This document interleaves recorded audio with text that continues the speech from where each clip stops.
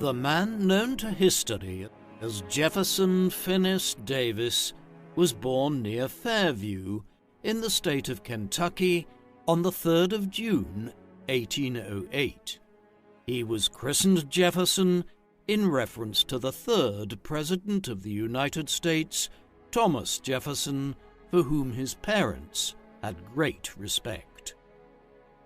His father was Samuel Emery Davis, whose family had come originally from Wales to the British colonies and had travelled to Georgia from Philadelphia.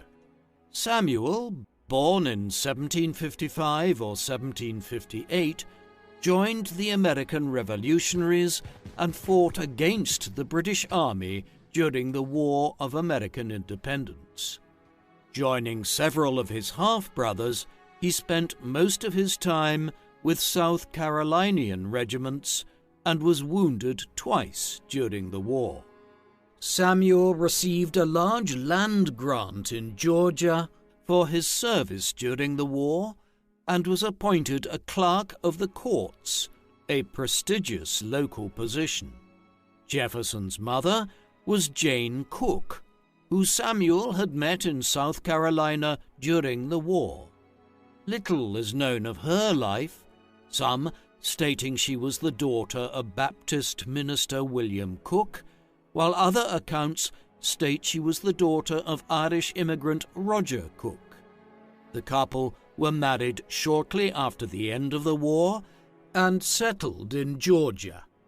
She gave birth to her first son, Joseph Emery Davis, in 1784, and would have 10 children during her lifetime. The Davises remained in Georgia until 1797, when they moved to what is now Fairview, Kentucky. The year Jefferson Davis was born, his namesake, Thomas Jefferson, was ending his final year in office. His successor, James Madison, one of the leaders of the Jeffersonian Republican Party and one of the architects of the U.S. Constitution, had recently been elected. The United States was rapidly developing and expanding westward, particularly following the collapse of French efforts to renew their North American empire following the disastrous defeat against the Haitian forces in 1804. Napoleon Bonaparte had sold his North American lands to Thomas Jefferson in what has become known as the Louisiana Purchase, thus dramatically expanding the young republic's geographical holdings to the Rocky Mountains. The original 13 states had been joined by 4 others west of the Appalachian Mountains and Territories, with American governments forming across the western frontiers of the Republic. As had been the case since the American Revolution, the topic of slavery and its future in the Republic remained a hot-button issue. Slavery was well established in the U.S. by the time of Davis's birth and had been a feature of the American economy for almost 2 centuries. Repeatedly, Congress had debated the expansion of slavery into Western territories, with both Northern and Southern statesmen opposing the expansion of the peculiar institution. The abolition of slavery was already taking shape in the northern half of the United States, with many states adopting gradual emancipation laws and others, such as Massachusetts, legally ending slavery immediately. The United States also in 1808 abolished the African slave trade, and for many people in the United States it seemed that slavery was gradually headed towards extinction. However, while abolitionism was gaining ground, so too were pro-slavery arguments. The Haitian Revolution, which was the first large-scale slave revolt that had resulted in an independent black nation, had deeply troubled many people in the Atlantic world, in part because of the extreme violence that had been enacted by both sides during the Revolution. Pro-slavery writers looked to build upon people's fears of slave revolts and argued that not only was slavery an essential part of the Southern economy, but it also was necessary to preserve the safety of the nation. However, much to the chagrin of pro-slavery advocates, they struggled to gain dominance over abolitionism, setting the stage for decades of heated conflict. Jefferson Davis's family would have been well aware of these debates. Kentucky had a small but vocal group of abolitionists who had advocated abolishing slavery in the 1792 Kentucky Constitutional Convention. Furthermore, the Davises, like many Southerners, were looking towards the West for greater profits. Expansion to the West was connected deeply to Native American expulsion and the expansion of slavery. Samuel Davis and his family moved westward and established a plantation in southwestern Mississippi 2 years after Jefferson Davis was born, named Rosemont. While slavery was certainly a hot topic in the early republic, other issues, such as how to organize the republic's electoral politics, how to run the economy, and how to interact with foreign powers, were all filling the national discourse. Many foreign visitors were shocked by how rapid the growth of the young republic was. While many Europeans looked down on Americans for their roughness and lack of refinement, others marveled at the growing strength of the republic.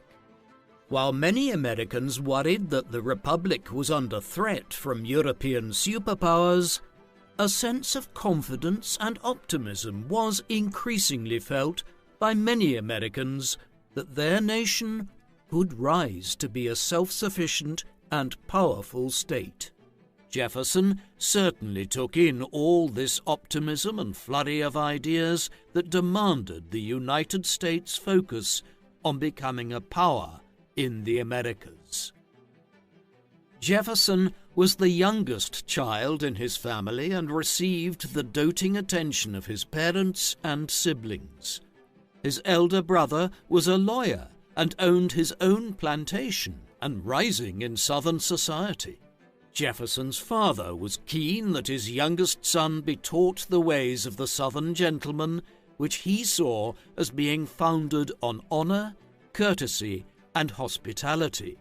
These views were held concurrently with a complex racial ideology which held black people to be an inferior species over whom white planters had a right of ownership.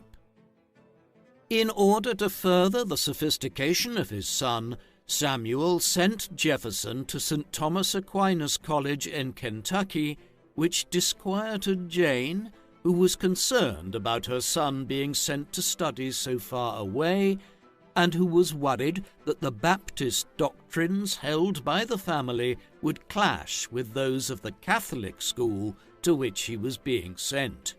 It was on his way to the school with his father in 1816 that the 8-year-old Jefferson Davis was introduced to Andrew Jackson, the general who had defeated the British at the Battle of New Orleans in the War of 1812, and who was considered by many to be the true successor of Thomas Jefferson when they traveled through Nashville, Tennessee. The visit left a great impression on Davis. Davis studied in Kentucky for 2 years, after which he returned home and studied in local schools for a further 5, during which time he gained a reputation as a mischief maker and a decent student, albeit one without much inclination towards study. During this period, a considerable and fierce debate raged over the status of lands west of the Mississippi River and the expansion of slavery, particularly during Congress in 1819 and 1820. The push of the Northern abolitionist congressmen to halt the spread of slavery infuriated many Southerners, and rumors began to circulate of a civil war. Averting this disaster, a political compromise known as the Missouri Compromise proposed that in order for a new slave state to join the Union, a free state thus had to be admitted, thus preserving the congressional balance of power between slave and free states. Furthermore, it defined the 36th parallel as the boundary between slave states and free states, with slave states only being permitted south of the line. Though an uneasy compromise had been achieved, many across the nation were frustrated at the outcome of the compromise. Northern abolition societies grew, as did the vocal defenders of slavery. Though it appeared a pro-slavery consensus had been achieved, the reality was that neither side had given ground ideologically, a fact that would shape the conflicts of the next several decades. In 1823, at age 15, Davis returned to Kentucky to study at Transylvania University, which was then one of the most highly regarded schools in the South. During his time at university, Davis came to realize that he had a talent for debating and became engaged in the school's political and social life, meeting with the sons of influential Southern families. However, after his first year at university, Jefferson was greeted with the unwelcome news that his father had been bankrupted and forced to sell Rosemont. Shortly after he had received this information, he was informed that his father had contracted malaria and died. With Samuel gone, Jefferson's older brother Joseph assumed the role of the head of the Davis family and bought back Rosemont, a fact which brought Jefferson joy. However, he was soon informed that his family had arranged for him to attend the United States Military Academy at West Point, which perturbed him. Jefferson had intended to follow his brother into law, and professed that he had little interest in the military. The South had a strong connection to West Point, and Southerners outnumbered their northern counterparts in the school where Davis matriculated alongside other promising cadets, such as Robert E. Lee. However, unlike some of his classmates, Davis did not fit well with the West Point model. He was often reprimanded for his sloppy dress and lack of punctuality, and was punished for several offences, including firing his rifle out of a bedroom window, spitting, and intoxication, and he was threatened at least twice with expulsion. Somehow, Davis managed to remain in the academy, and he eventually gravitated towards military science, and accepted the prospect that he would serve as a junior army officer for a few years after he graduated.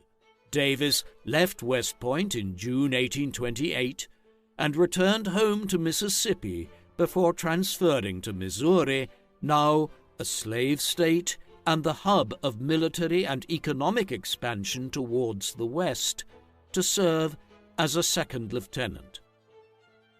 Davis cut a dashing figure to the young women of St. Louis and was very popular, yet he was soon transferred again, this time to Fort Winnebago on the Wisconsin River in what was then Michigan territory.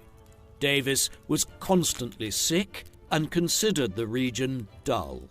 Davis spent his time overseeing the management of an army base and the construction of a sawmill, and in the winter of 1830 to 1831, Davis caught pneumonia and was nursed back to health by his enslaved servant, Jim Pemberton. After this interlude, Davis was posted to Galena, Illinois, where he mediated a conflict which had developed between settlers and Native Americans. Davis cared little for the indigenous population and generally regarded them as inferior and savage, as was typical of many Westerners. Davis generally favored settler communities whenever he had the chance. Davis remained in the region until 1832, before he asked for leave to return home. Whilst he was in Mississippi, tensions between Native American and settler communities in Illinois had reached a breaking point and erupted into what became known as the Black Hawk War, named for the chief who led the native resistance. Davis missed the fighting, but returned to Illinois in time to be posted as a commander in Black Hawk's guard duty when he was transferred from Fort Crawford to St. Louis. By 1833, Davis remained at the lowly rank of second lieutenant despite having served as an officer for 5 years. This lack of recognition and excitement led Davis to frustrated insubordination. He was eventually promoted to first lieutenant of cavalry, but his attitude remained the same, and he was later court-martialed for being disrespectful to his commanding officer, Major R.B. Mason. Jefferson put his debating skills to work, as he was able to successfully defend himself by arguing that Mason had disrespected his honor first. It was during this period that Davis caught the eye of Sarah Knox Taylor, the daughter of Colonel Zachary Taylor, his commander at Fort Winnebago and later President of the United States.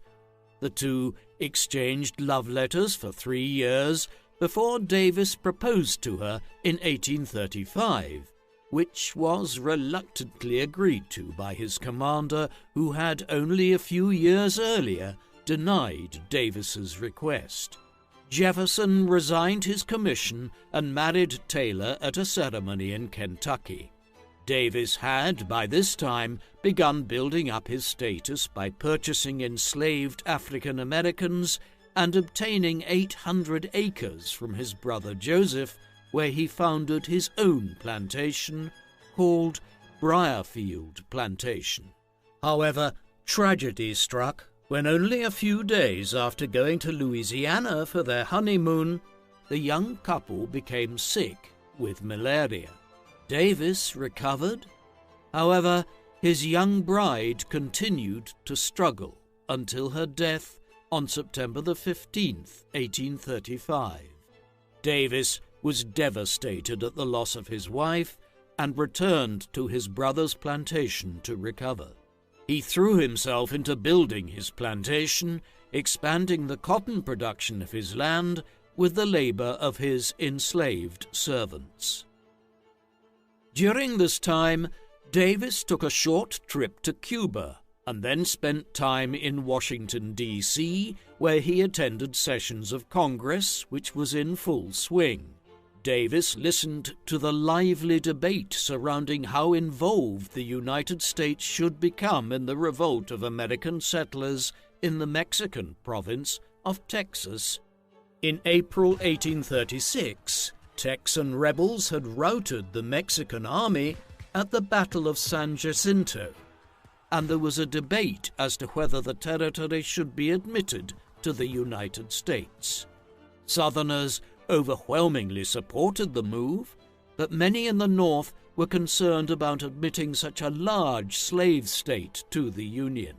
He likely listened to men such as John Calhoun from South Carolina, who had increasingly threatened to lead his home state out of the Union, a policy which enraged the then President Andrew Jackson, who rejected the idea of secession. Davis had no personal quarrel with the idea of slavery and maintained a belief that militias were required in order to keep slaves in order and to prevent rebellion. However, whilst a defender of slavery and the ideology of white supremacy, Davis disagreed with some fellow landowners in their approach to treating slaves as animals who could be subject to pure physical coercion. He allowed his slaves to use his guns to go hunting and to help themselves to his corn supply, and provided decent health care in the event of injury or illness.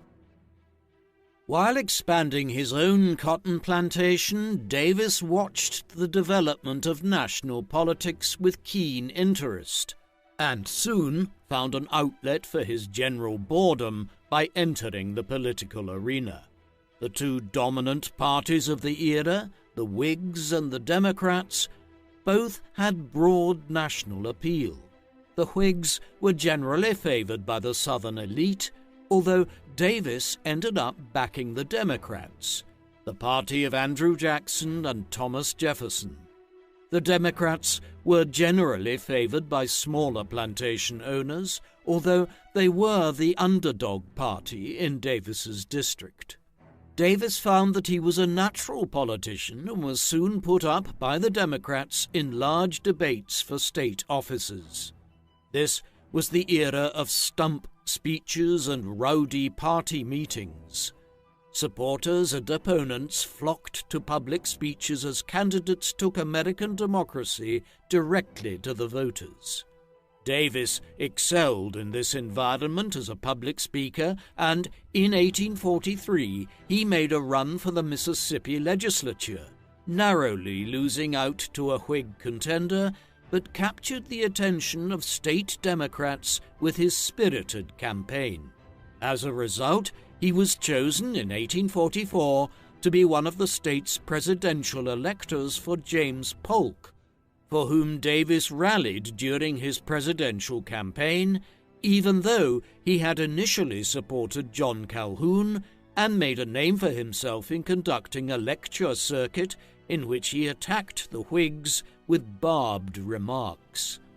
It was during this time that he made his own political views clear, stating his support for the annexation of Texas, the end of tariffs which harmed the Southern economy, as well as the annexation of Oregon Territory, placing his support firmly with those who backed Manifest Destiny and the expansion of the United States. In 1844, Davis became engaged to Varina Howell, a native of Natchez, Mississippi. Davis had removed himself from much of the romantic scene since the death of his wife, but he had fallen in love with Howell, who had an extensive knowledge of politics and literature. The two were married a year later in 1845 and honeymooned in New Orleans, and in late 1845, Polk was elected president, and Davis, as his spokesman in the South, gained considerable political influence as a result. With this high level of political backing, Davis decided to run for Congress and was duly elected to the House of Representatives.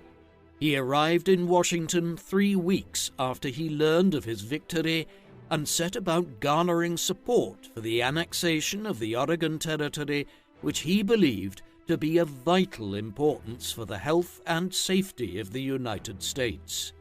Davis also advocated for policies which backed a Jeffersonian interpretation of the Constitution, such as the clear division of power and shared responsibilities between federal and state governments. Davis's time in Congress was cut short when, in March 1846, tensions between the U.S. and Mexican governments reached a breaking point. When U.S. troops occupied the Rio Grande, which was claimed by Mexico, and on the 11th of May 1846, Polk convinced Congress to pass a declaration of war against Mexico on the basis of a small border infringement. Davis once again joined the army so that he could fight for the United States. He resigned his seat in Congress and assumed command of the 1st Mississippi Rifles Infantry with the rank of colonel. Davis outfitted and armed his soldiers at his own expense, and sailed for Texas to fight under the command of Zachary Taylor, his former father-in-law.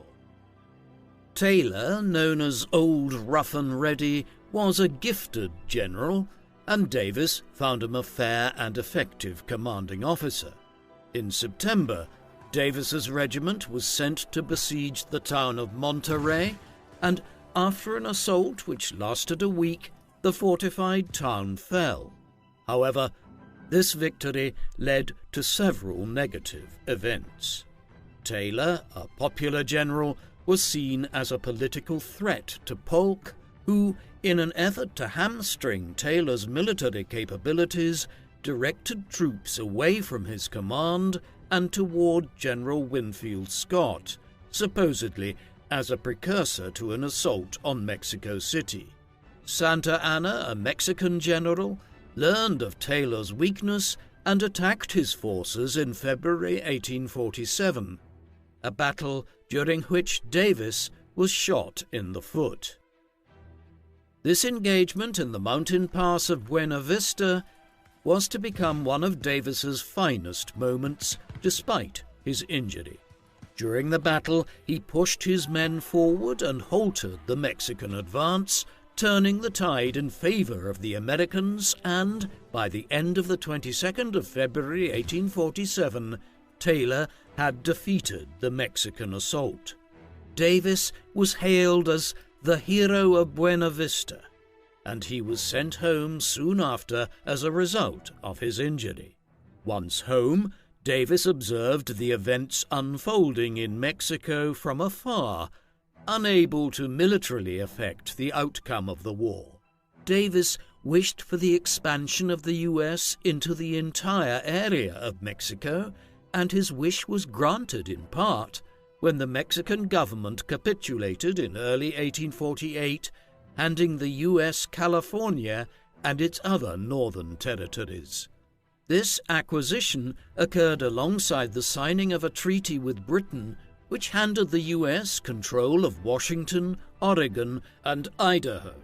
Collectively, these events expanded the land area of the U.S. by more than a half. The expansion pleased expansionists such as Davis, but inflamed the debate over slavery, which was now questioned in relation to these new states. In December 1847, Davis returned to Congress, this time on crutches, where he was hailed as a national hero and took up the vacant seat for Mississippi in the Senate. The intensity of the debate around slavery heightened rapidly after this period, characterized with the introduction of the Wilmot Proviso, sponsored by David Wilmot, which attempted to prevent any expansion of slavery to the new, formerly Mexican territories. Davis, along with many other Southerners, viewed this as a definitive attempt by Northern politicians to control the South, which increased the war footing that Southern politicians adopted. The question of California was also incendiary, and it was feared that if the territory, recently populated owing to the gold rush, would enter into the Union as a free state, that this would give the advantage to free states in Congress. The tempo of these debates soon reached fever pitch, and fistfights began to break out between representatives in Congress, whilst Southern politicians increasingly mentioned and then threatened secession from the United States. Davis adopted a position which sought to keep the South in the U.S., but to sustain its slave economy, he argued that the South should have a fair share of slave states in the new territories of the West. While supporting the South remaining in the United States, Davis also broke from his political hero Andrew Jackson in declaring that the South had the right to secede from the Union. This explosive view rested on the belief that the federal government had overstepped its bestowed authority by attempting to enforce anti-slavery policies both in the South and in the wider congressional settlement. In short, Davis argued that the North had no right to use the federal government to tell Southerners what to do with their property, which, in his view, included the people they kept as slaves. Many Northerners who espoused the concept of free labor, a political belief system that held that free labor, or people working for pay, was far superior to enslaved labor. Built upon ideas that have been advocated since before the American Revolution by men such as Benjamin Franklin, free labor ideology insisted that slavery was unproductive and also immoral. It harmed white people and degraded men into a state of savagery. However, free labor aided nations and people in becoming virtuous and increased economic output. Equally committed to American expansion, free labor advocates believed that it was essential that lands be kept out of the hands of slaveholders and instead given to individual citizens to work as small farms. Expansion west was a safety valve to the increasing population and wretched living conditions in the North's inner cities. More and more Northerners were becoming convinced that not only was slavery degrading, but it was an active threat to the progress of free labor, particularly as Davis and his fellow Southerners advocated for the expansion of slavery. Davis was at the center of two competing visions of American empire, one being based in free labor and the other on slavery. Davis, a vocal and feisty advocate for slavery, was consistent in his push to turn America towards an increasingly pro-slavery policy. The deepening divide between the two camps concerned many Americans, including Davis's former father-in-law, Zachary Taylor. Zachary Taylor had, by 1849, become president and was deeply concerned by talk of secession. Other politicians, such as Henry Clay, attempted to bring about a settlement with the Compromise of 1850, which suggested that California be admitted as a free state, with other new states admitted on the basis of their own decision. Resolutions passed at the same time that a call for the abolition of slavery in Washington, D.C., where it was still legal, was presented. The compromise was deeply unpopular across the country. It divided the two sides between their moderate and extreme wings. Moderates on both sides hailed the proposal as a way of avoiding conflict and division, whereas hardliners argued either that the proposal was too restrictive on slavery or not restrictive enough. Davis, joining other irate Southerners such as John C. Calhoun, himself argued that the bill did not protect the rights of the South adequately and felt that the compromise did not define and guarantee the rights of slave states on the question of admitting new Western states. Politicians such as Henry Clay and Stephen A. Douglas, the key organizers of the compromise, defended the concept. While many Southerners were, in fact, in favor of a compromise, there was still enough political capital to continue to support hardliners such as Jefferson Davis in pushing back against the compromise. In the autumn of 1851, Davis was informed that the Democratic candidate for governor of Mississippi, John Quitman, had resigned from the race. Davis was invited to take up the mantle and returned to Mississippi to fight for the seat. He narrowly lost the race and returned to his plantation, adamant that he would remain out of politics until the people of Mississippi came to back his point of view. In 1852, Davis and Varina had their first child, whom they named Samuel. The pair would go on to have 5 other children, 3 boys and 2 girls. However, only his female children lived beyond the age of 21.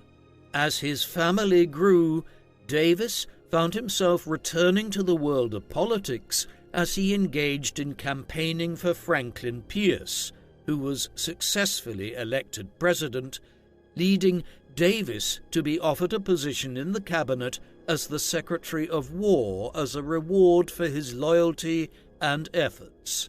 Davis took his position in 1853. The happiness that Davis felt at this newfound political success was undone by the death of his son, Samuel, in 1854. Davis remained inconsolable for many months after his son's death, yet despite this tragedy he remained a highly competent leader, and the War Department was well managed. He helped lead the War Department through a series of new innovations, including the formation of the Army Medical Corps, new cavalry and fortress-building tactics, as well as shipping camels over from North Africa to act as pack animals in the new southwestern territories. Davis also extended his reach into other areas of governmental administration and oversaw the construction of a new dome and wings to the Capitol building, and even attempted to plan and map out a new transcontinental railroad, one that ran through the South, of course, and perhaps one of his most ambitious failed ventures was an attempt to get the Spanish government to sell the island of Cuba to the U.S., which he hoped would be entered into the Union as a slave state. Davis was vigorous in his vision of building the American Republic, following closely in Thomas Jefferson's vision of an American empire of liberty, that is, an empire that prioritized the liberty of those of European descent. Rather than just be an empire confined to the North American continent, Davis and others viewed the American empire expanding southward, incorporating the Caribbean, Central, and South America. With these expansions, slavery would progress as well. In 1854, Illinois Senator Stephen Douglas proposed that the populations of Kansas and Nebraska decide for themselves whether they would be slave or free states through the medium of a popular vote. Almost immediately, large groups of free labor and pro-slavery advocates crossed the border lines into Kansas and Nebraska territory. Hostilities quickly escalated into violence and vigilantism, with large groups of Missourians also crossing the border to inflame the tensions in what was soon to be known as Bleeding Kansas. The conflict shattered the Whig Party and gave birth to a new party, the Republican Party. The free labor anti-slavery movement played a crucial role in the formation of the Republican Party, which became the most popular anti-slavery party. Republicanism's popularity further surged with the events of Bleeding Kansas, the publication of Uncle Tom's Cabin by Harriet Beecher Stowe, and the integration of many smaller northern parties. The Republicans soon became a strong opponent of the Democrats, who maintained the support of the South and advocated in favor of slavery or, at a minimum, a continuation of the status quo. Davis watched these developments with concern, particularly the rise of a popular anti-slavery party. He had ended a speech in 1848 warning against the unholy prospect of a civil war, and it seemed ever closer. Davis was re-elected to the Senate, which was done through the state's legislature in 1856 after the Democratic nomination went to James Buchanan.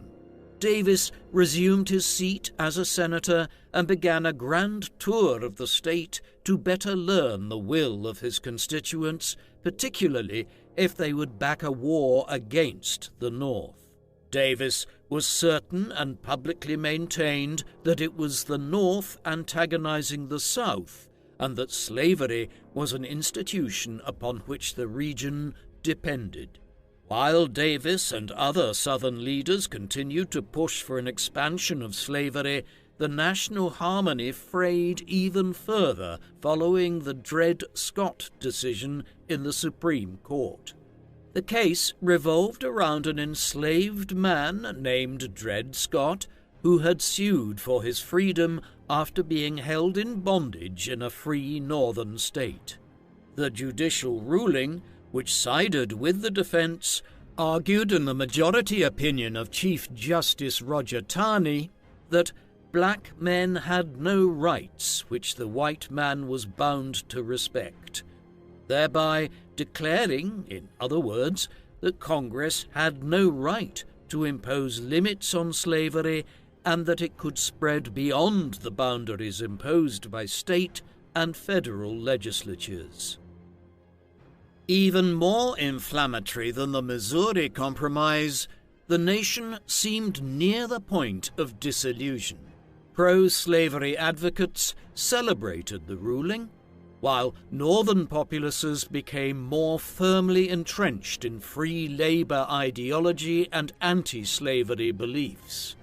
Furthermore, Northerners saw this as a direct attack upon their way of life, as it perhaps opened the introduction of slavery into states that had legally barred the institution. Both sides threatened violence in the aftermath of the ruling. Davis returned to the Senate ready to attack his fellow Senate colleagues from the North, but found that they had rallied after the outcome of the case and proclaimed in even stronger terms the evil of slavery and their desire to abolish it. For Davis, the North had lost their minds. President Buchanan tried his best to keep the nation together, but struggled under the weight of the two factions which had become ever more divided since the ruling on Dred Scott's case. This division affected Congress, who began to heatedly and sometimes violently debate the matter at hand. In one instance, a congressman from South Carolina beat Massachusetts Senator Charles Sumner with a heavy cane so badly that he was incapacitated for the following 3 years. While some have argued that slavery was in decline and vastly unpopular in the Atlantic world, or the regions touching the Atlantic Ocean, in fact, slavery had begun to have a resurgence in popularity, in part spurred by the tremendous economic success of the South, as well as pro-slavery propaganda which relied on racialized arguments to justify the enslavement of people of color. Slavery was never stronger. Even in anti-slavery hotbeds like Great Britain, certain cities, such as Liverpool, had rallied around the South's cause. Davis and his contemporaries sensed this change and pushed hard to seize the advantage in this to-the-death struggle with free labor ideology.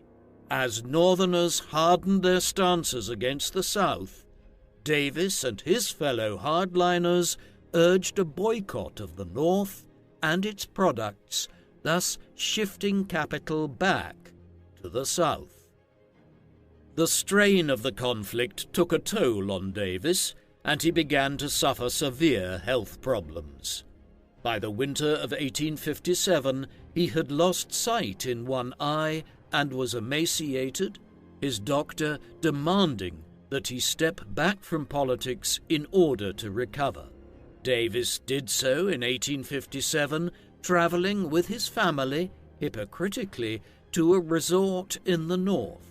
Davis returned to Congress in late 1858 and focused his energies on drawing up plans for the expansion of the South into Cuba and engaging in ferocious conflict with Northern Democrats such as Stephen Douglas.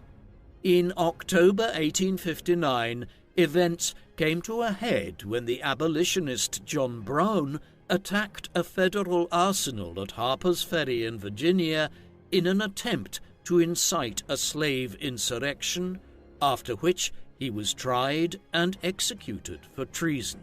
Many Southern politicians were outraged at Brown's raid and saw it as a demonstration of the willingness of abolitionists to engage in violence in order to promote their views, forgetting that they, too, had engaged in violence to expand slavery.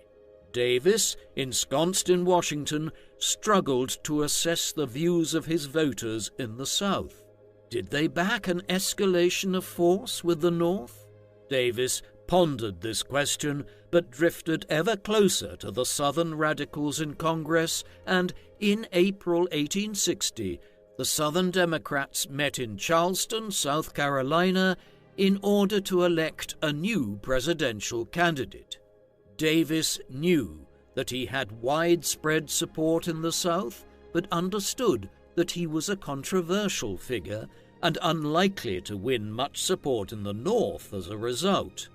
He therefore made no effort to seek the nomination. The Democratic Convention was left divided between two candidates. Northern politicians broadly supported Stephen Douglas, and Southern Democrats backed John C. Breckinridge.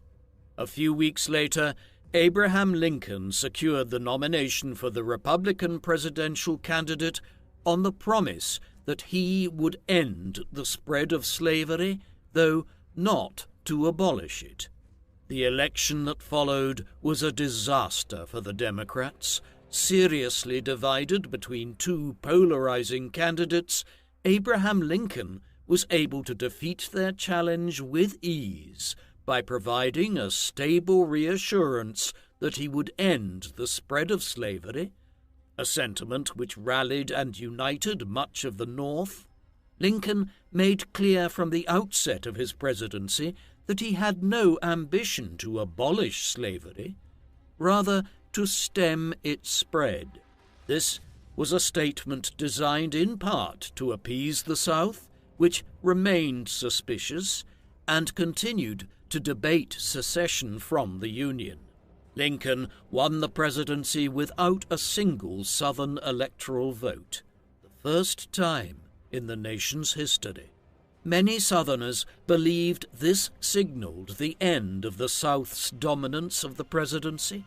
South Carolina, on the 20th of December 1860, declared formally that it was leaving the United States, closely followed by Mississippi, Florida, Alabama, Georgia, Louisiana, and Texas.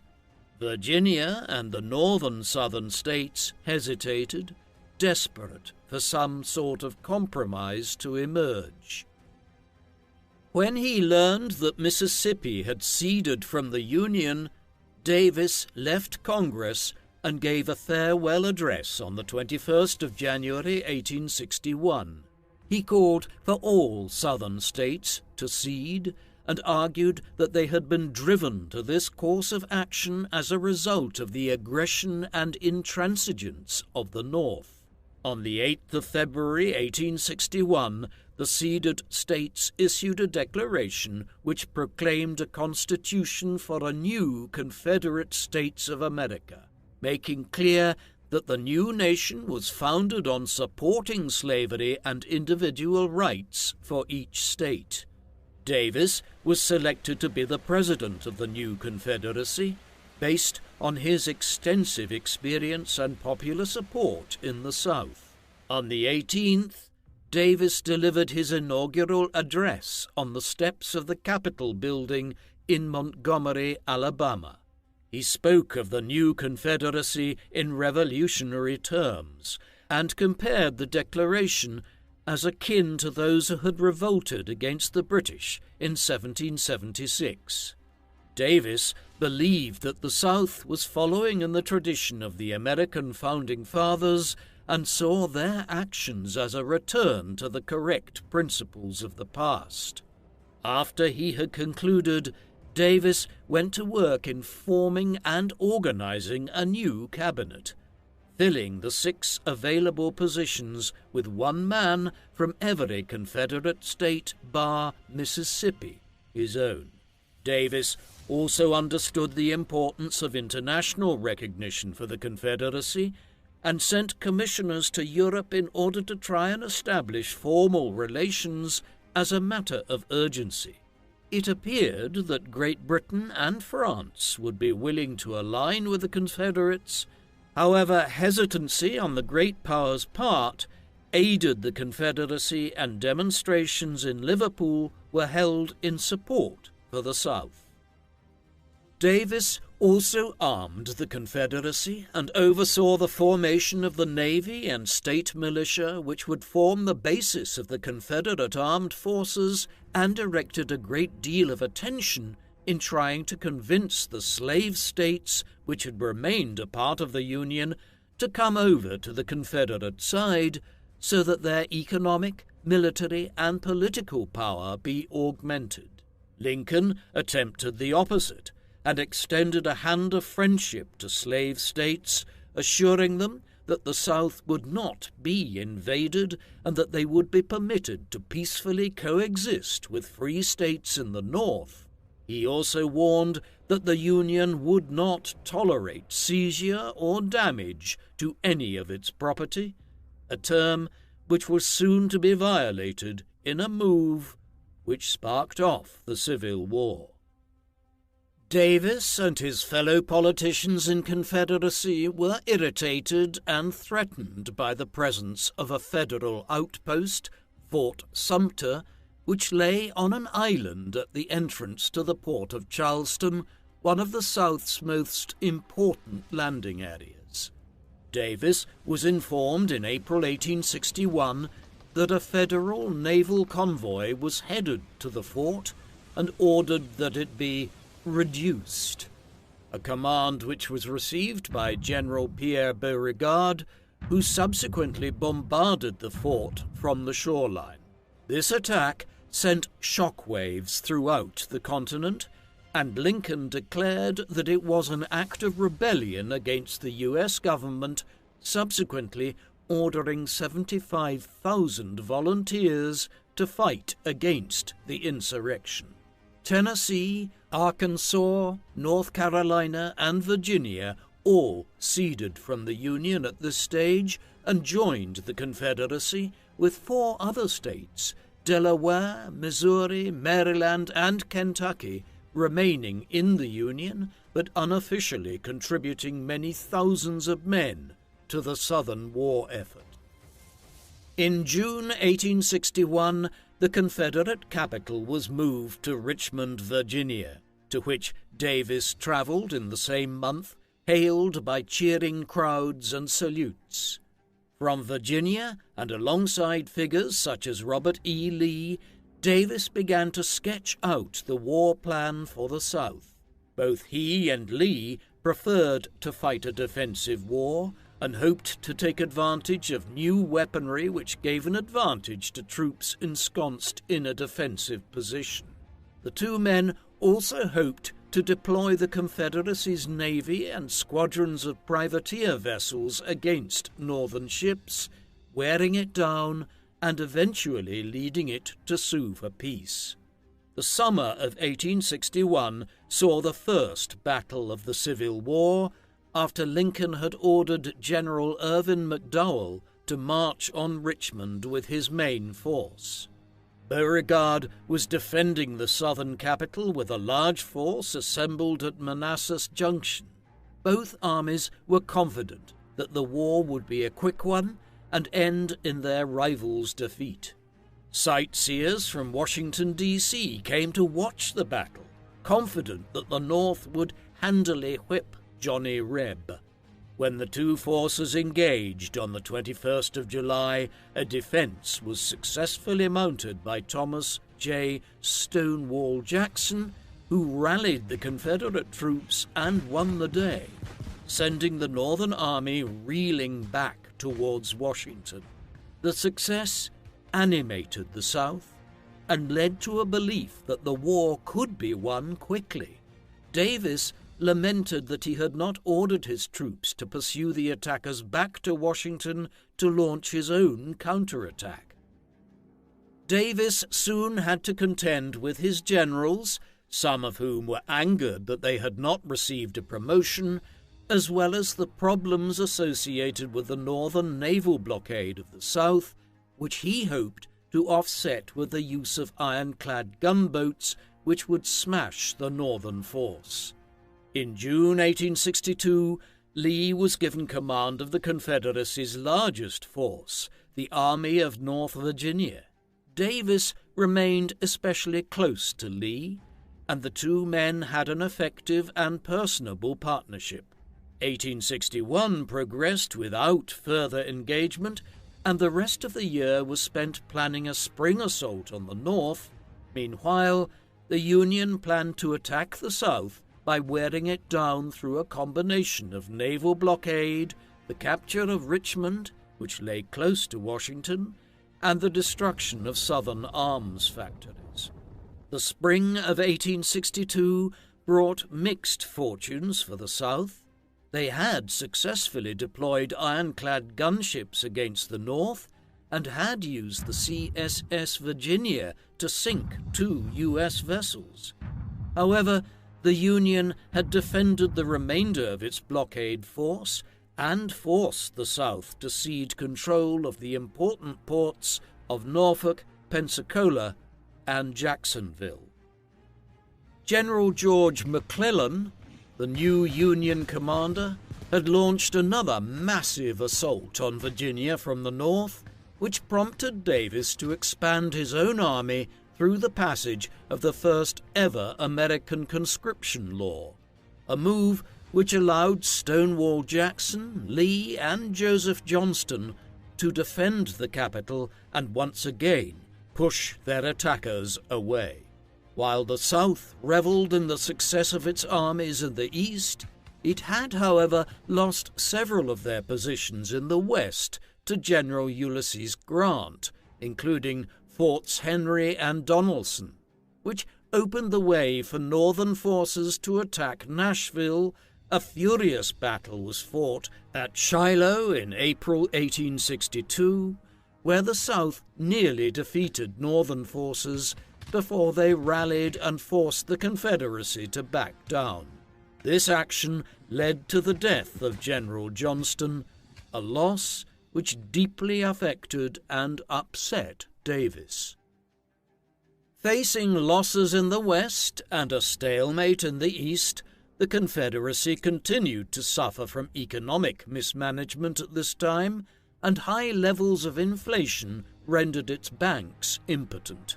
Davis responded to shortages by printing money, which made the situation worse, and conscription had gutted out the domestic workforce as well as those who were employed to oversee slaves.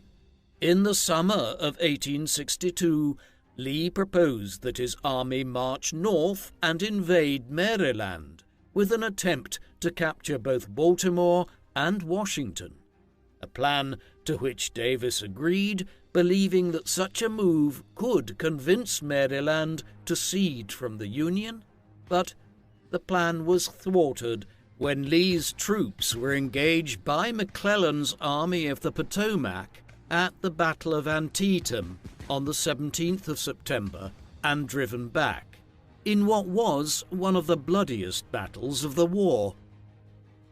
The Union victory at Antietam led Lincoln to issue the Emancipation Proclamation, which declared that, as of the 1st of January 1863, the North would consider any enslaved person in the Confederacy to be a free person.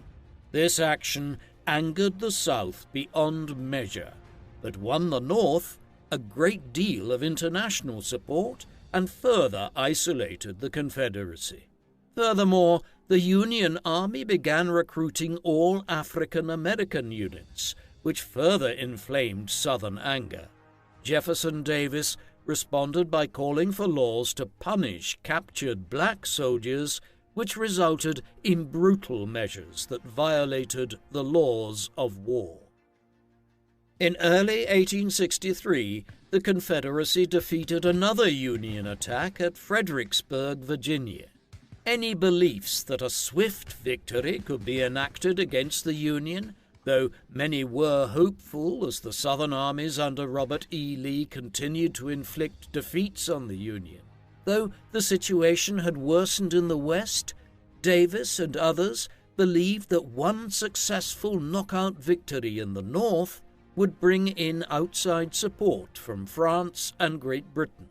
Furthermore, Confederate leadership knew that the war had become increasingly unpopular in the North, with many Copperhead Democrats winning positions, thus threatening the war effort. The romanticization of war had run into the hard reality of conflict. Families and communities were decimated as thousands of men never returned from the dozens of battlefields throughout the South and Southwest. The Union naval blockade had been very effective, but other aspects of the Northern military had failed to realize significant gains. Still, Davis felt immense pressure from both the outside and internal affairs. In the early half of 1863, Davis had travelled to the front and delivered speeches to soldiers and civilians, many of whom were sombre and depressed. He himself had been affected by the war, as the Union Army had captured his Mississippi plantation. Davis returned to Richmond feeling wholly encircled. Texas, Arkansas, and Mississippi were directly threatened by Generals Sherman and Burnside of the Union Army, and he knew that the South would lose if the conflict became a war of attrition. Indeed, the President of the Confederacy had also come under fire from his own population, with critics arguing that he was a nepotistic leader who gave positions of command away on the basis of his friendships and not the abilities of the person, that he neglected the Western Front, and that he governed without sufficient consultation with his cabinet. The war effort in general had declined in the South, with high rates of desertion and the evasion of front-line service from able-bodied men, wealthy families avoiding service by claiming a right to defend their property, and the hoarding of food and wares by many. The farmers and smallholders who formed the basis of the Confederate Army generally did not own any slaves at all, and found themselves fighting for a cause from which they themselves did not benefit, whilst those with slaves avoided service. The Southern economy was also in tatters, with the Northern blockade suffocating many Confederate industries and conscription preventing many farms from being harvested. Bread riots soon erupted in Southern towns, and dissatisfaction with the war and the Confederacy spread. Furthermore, British imports of Egyptian cotton had staved off an industrial collapse in England, thus hurting the South for their strategy to hold off shipping cotton to Europe in order to blackmail European nations to side with them. In May 1863, Lee won a victory over General Hooker and his Army of the Potomac at Chancellorsville, although the same battle led to the death of the revered General Stonewall Jackson, who was shot by his own troops, undermined the morale boost of this victory. At Vicksburg, Mississippi, the last Confederate position on the Mississippi River, General Grant had laid siege to the city, thus threatening the South's use of the Mississippi. Lee and Davis decided to take aggressive action and attempted to attack Washington itself. Lee attacked Pennsylvania in June 1863 and was soon near Harrisburg, the state capital. On the 1st of July, the Confederate Army came into contact with Union cavalry forces at the town of Gettysburg under the command of General George Meade, commander of the Army of the Potomac. The initial skirmish between the two sides soon became a large battle which lasted for 3 days. Lee's attacks on Union positions were repelled with great losses. General George Pickett launched a final suicidal attack on Union positions on the morning of the 3rd of July, which failed, and forced Lee to withdraw, leaving many thousands of bodies behind him. Meanwhile, at Vicksburg, on the 4th of July, the Confederate Army surrendered, thus severing the Confederacy in two. Davis referred to the loss at Gettysburg as the darkest hour of our political existence, and settled on the belief that the only way the South could win was if some anti-war faction in the North toppled Lincoln's government before the South was forced to concede. Davis attempted to secure the South's financial position by selling vast sums of cotton, which he had shipped to neutral ports in the West Indies on runner ships that transported cotton out of the South and brought back much-needed supplies. General Buxton Bragg in Tennessee had some limited success against the North when he defeated the Union Army at the Battle of Chickamauga, although he was criticized for not pressing a counterattack and was asked to resign by his general staff, a conflict into which Davis had personally to intervene in order to keep order. Bragg was later defeated at the Battle of Chattanooga in Tennessee, after which he was forced to withdraw his troops, opening the way for the Union into Atlanta. Despite the desperate situation in the South, Davis refused to surrender. He ate and slept very little, and his health declined even further as the war dragged on. In April 1864, his son Joseph was killed after he had fallen from a balcony, and he entered a mood of deep depression. The effect this had on his governance can be seen in the orders he issued around this time. Davis had requested to Lincoln that prisoners be exchanged, to which the Union president disagreed.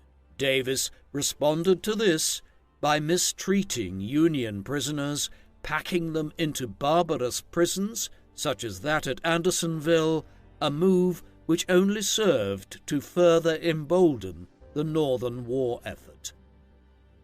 In March 1864, Grant was made Supreme Commander of the Union armies, a rank which had not been held by any other person since Washington himself, and in May he launched a massive attack on Virginia, whilst Sherman attacked Johnston's forces in Georgia.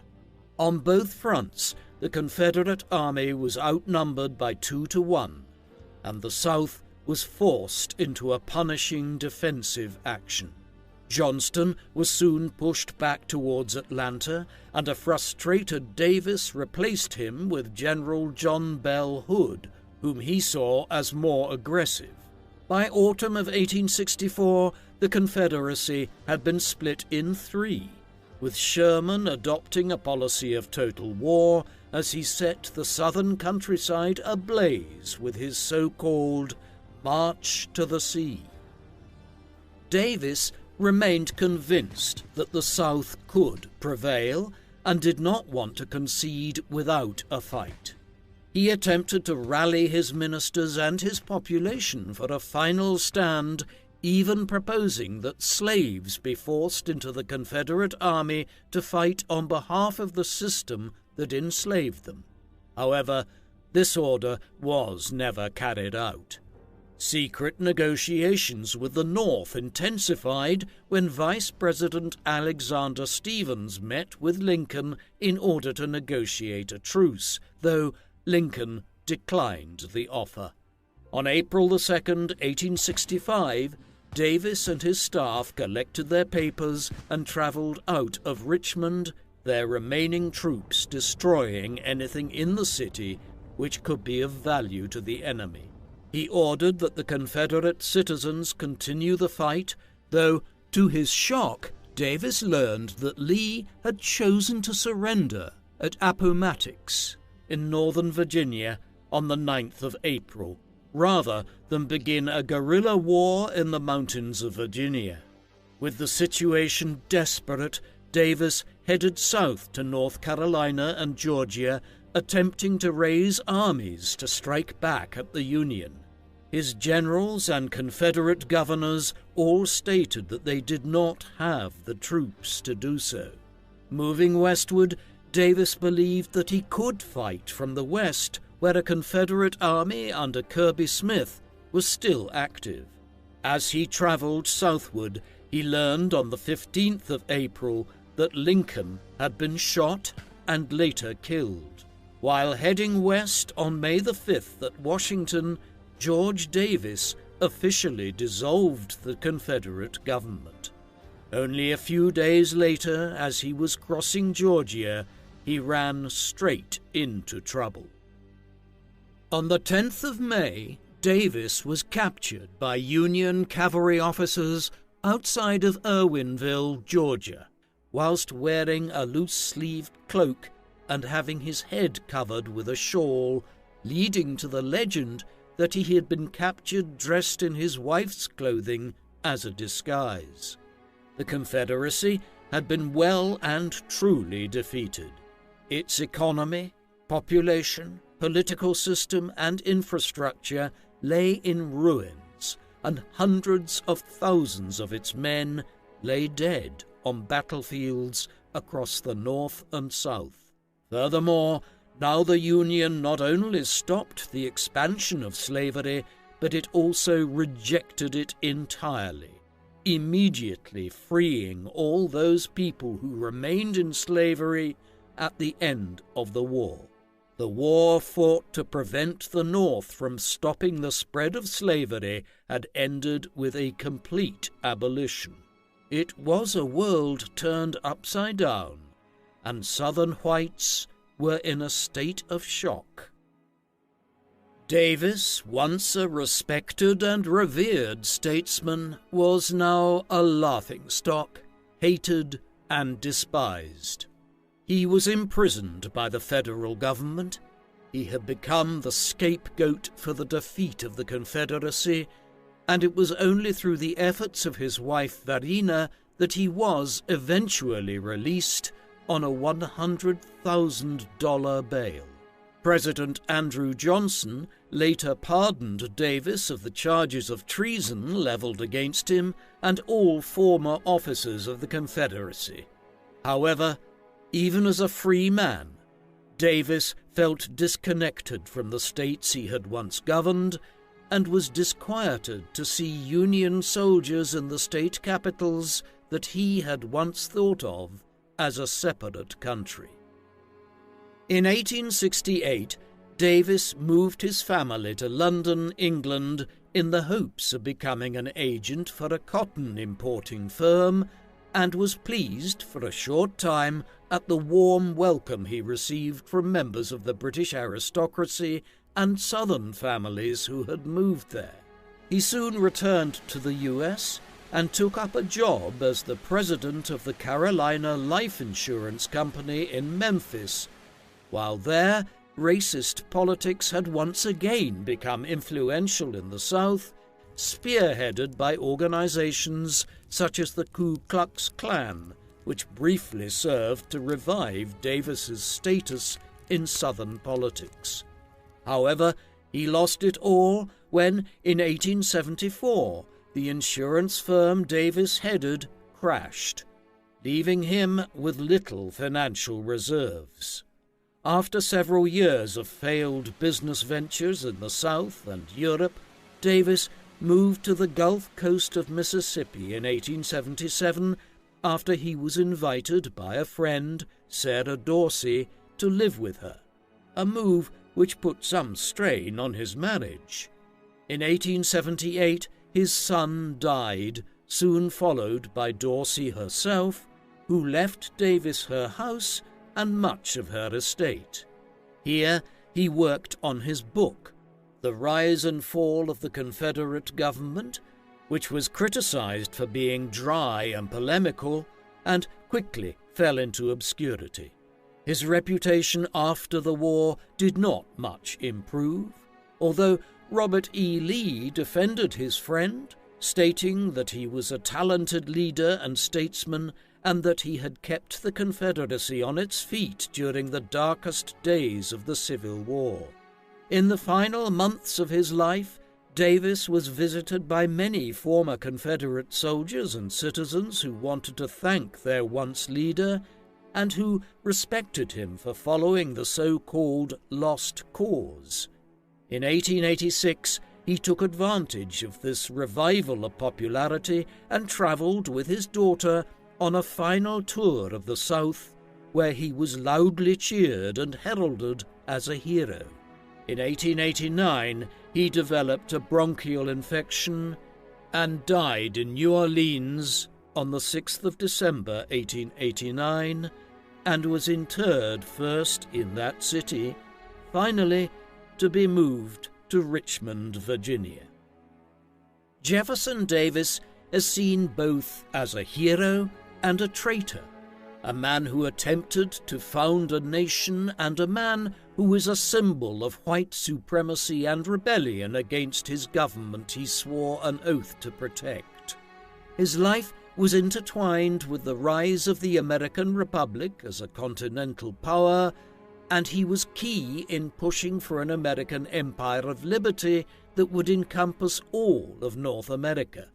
However, his liberty revolved around a republic that permitted and encouraged the expansion of racialized slavery both to the West and to the South. Davis was an ardent defender of slavery and of the South's right to maintain it, even at the cost of his own health. His leadership of the Confederacy has marked him as a villain of history, though some remember him as a defender of states' rights. Davis was a talented speaker, a keen motivator, and an effective communicator, yet he was willing to fight for slavery to the bitter end, even at the cost of thousands more lives. What do you think of Jefferson Davis? Was he a defender of the legacy of the Founding Fathers, or was he a traitor to his country and an advocate of the evil institution of slavery? Please let us know in the comment section. And in the meantime, thank you very much for watching.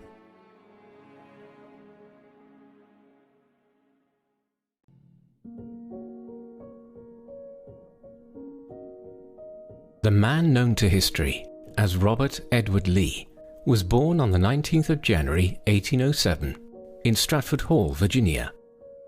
His father was Henry Lee III, who was born into a privileged family and was also a famous American Revolutionary War hero. Henry Lee grew up in one of the foremost families in Virginia, as his mother, Lucy Grimes, was once courted by George Washington, while his father, Henry Lee II, bred horses. When Henry III turned 14, he attended Princeton, with other founding fathers like Aaron Burr and James Madison standing out amongst his peers. It was during this time that Henry Lee became wrapped up in revolutionary sentiment and joined the Continental Army. He climbed through the ranks and earned the nickname Light Horse Harry, following the cavalry charge he led at the Battle of Paulus Hook, New Jersey, which drew the attention of George Washington. Following the war, he served as the governor of Virginia. Robert E. Lee's mother was Anne Hill Carter, who was born into a prestigious and wealthy plantation family. Anne's father, Charles Carter, was a fifth-generation plantation owner of the Shirley Plantation. Anne Carter married Henry Lee III during his governorship on the 18th of June 1793 in the governor's mansion parlor room. Following his retirement from the governorship, Anne moved in with Henry Lee at the family's holdings.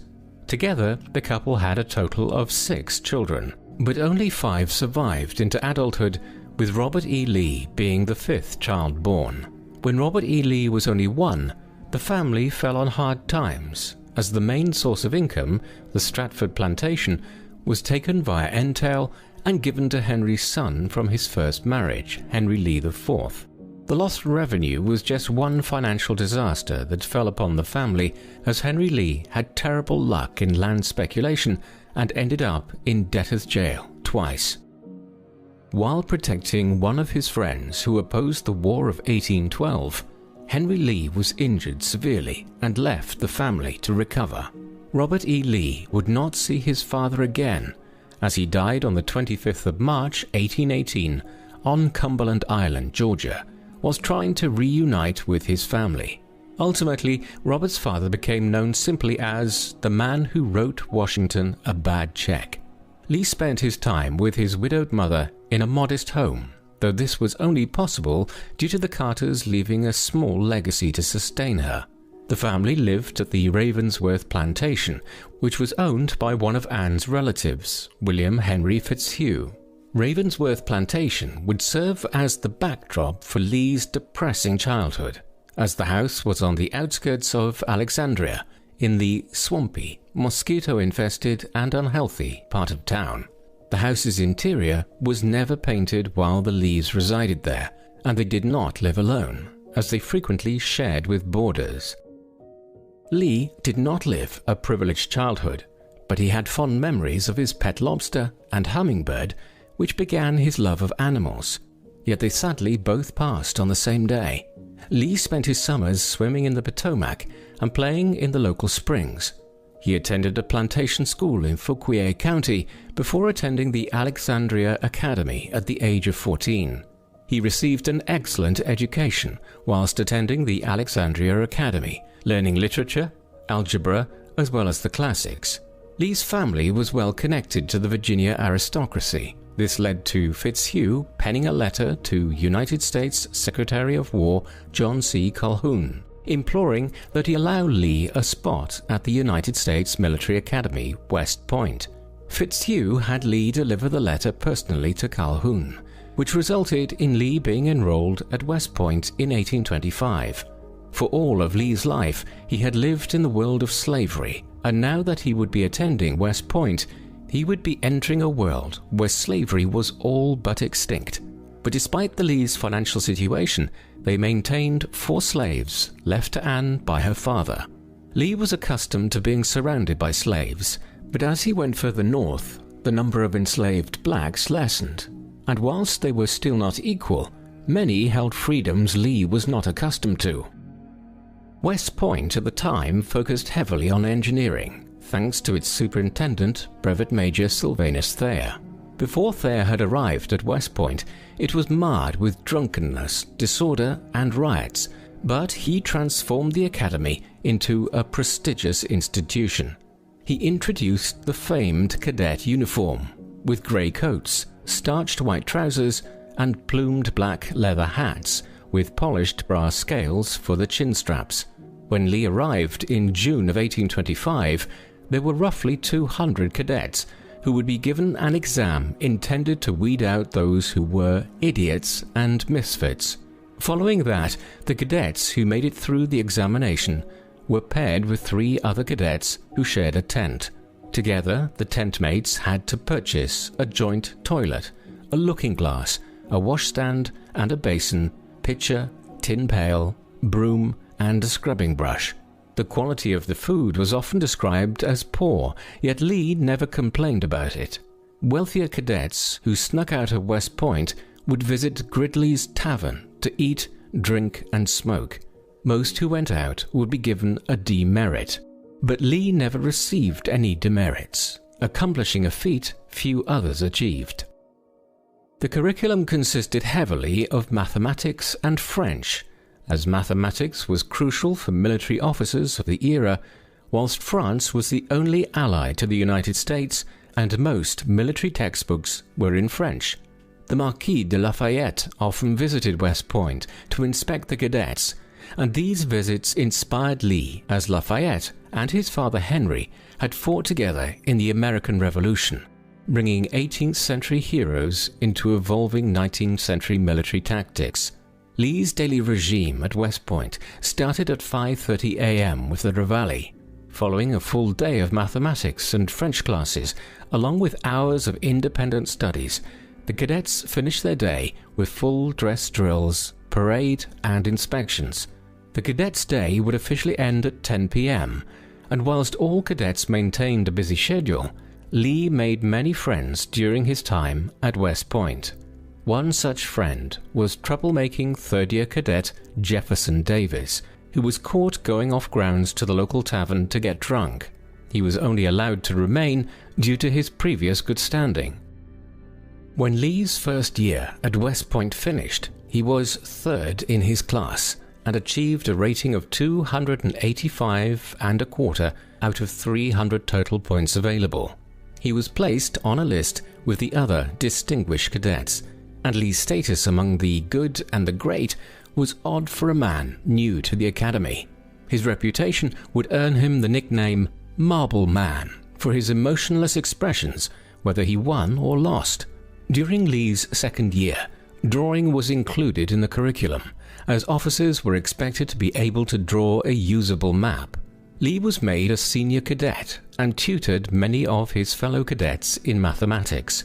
He was enamored by the campaigns of Napoleon Bonaparte and read multiple books about his campaigns. Many of these books were new to the United States, showing the impressive collection West Point had. Also, Lee's ability to read French with relative ease allowed him access to these texts, as they would not have been translated into English. Many of Napoleon's tactics would be used by Lee on the battlefield, as, like Napoleon, he refused to fight on the defensive and preferred to use rapid attacks and bold flanking maneuvers. Following Lee's second year, he maintained second place standing in his class and applied for leave to visit his mother, who now lived with Lee's oldest brother, Charles Carter Lee, in Georgetown. His mother's health had greatly deteriorated since Lee went away to West Point, and when he came home, he took control of her care. Lee returned in 1827 for his third year at West Point and added physics and chemistry to his course list.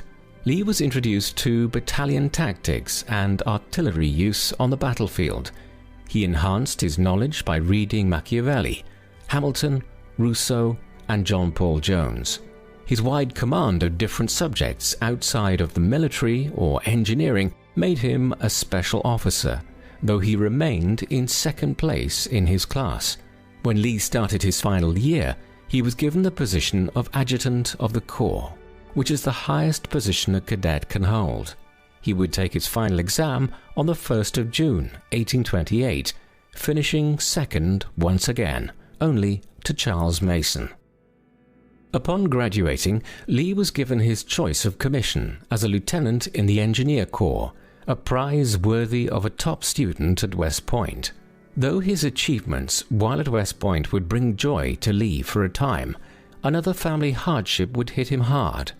Lee had just arrived home when it became clear his mother would not recover, and in a couple of weeks of his return home, Anne passed away. Following his mother's death, Lee spent much of his time in Arlington, Virginia, especially with Mary Anna Randolph Curtis. The two met during Lee's first furlough, and he made a good first impression whilst attending house parties in his grey cadet attire. Ironically, they were seen as a mismatched pairing, as Lee was never late and was overly organised, while Mary was almost always late and scatterbrained. Despite this, the two took their time with supervised visits and hoped eventually for a future together with the blessing of Mary's parents. On the 11th of August 1829, Lee received orders from Washington to report to Major Samuel Babcock of the Corps of Engineers in Cockspur Island, Georgia. Unfortunately for Lee, Cockspur Island was a depressing, hostile location with heat, humidity, fever, and mosquitoes, which made summer work unbearable. But it was also near where his father was buried. The Corps of Engineers had been attempting to build a fort to protect the mouth of the Savannah River, but was struggling to succeed. Lee immediately got to work, even getting involved in the labor himself, although most of his work would be destroyed by a storm after the labor season ended. Major Babcock would not return to Cockspur, as he was replaced with Lieutenant J.K.F. Mansfield. Mansfield lacked confidence to complete the project, and in turn would be replaced with Captain Delafield. Lee and Delafield immediately began outlining new plans for the fort, with Lee acting as the draftsman.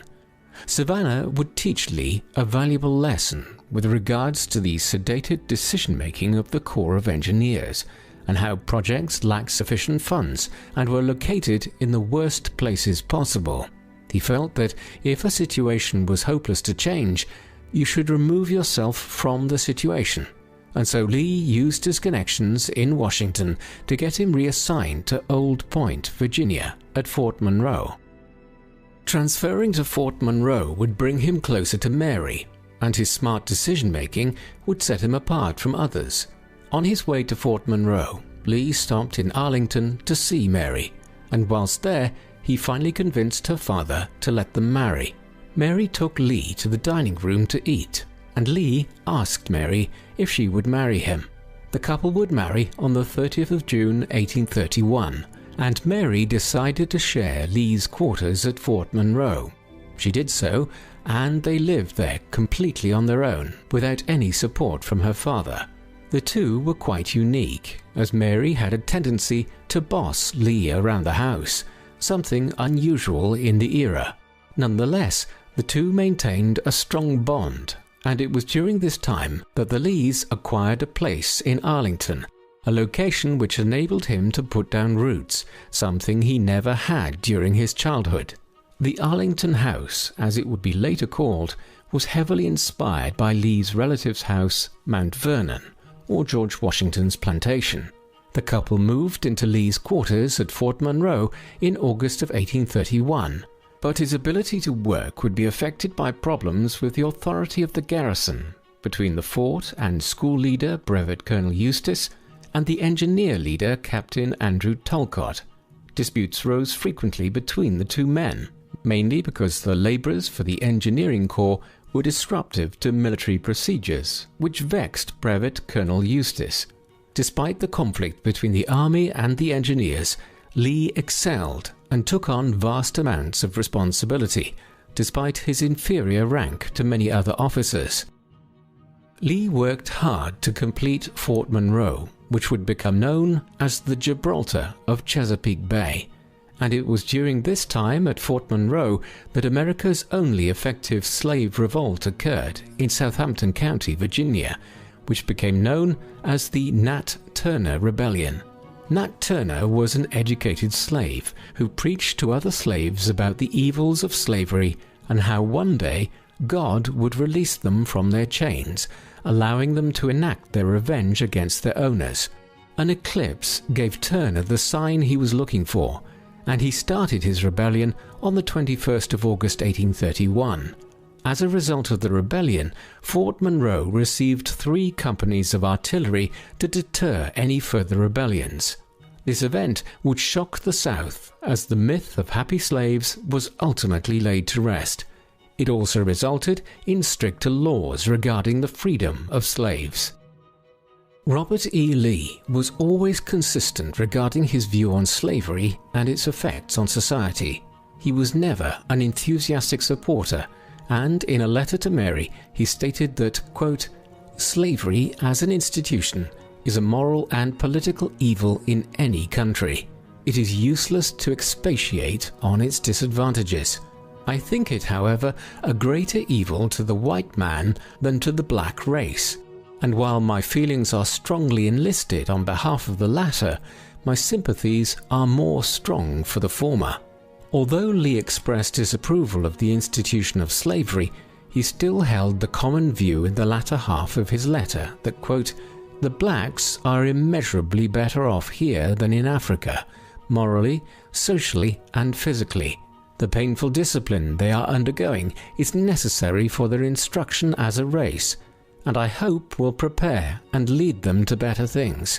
How long their subjugation may be necessary is known and ordered by a wise and merciful providence. Lee held a young moderate Southern gentleman's view on slavery.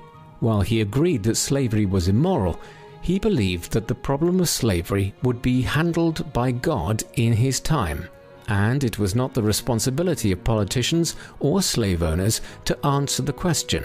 While Lee's approach was more of inaction towards the institution, despite his objection to it, others would take a different approach.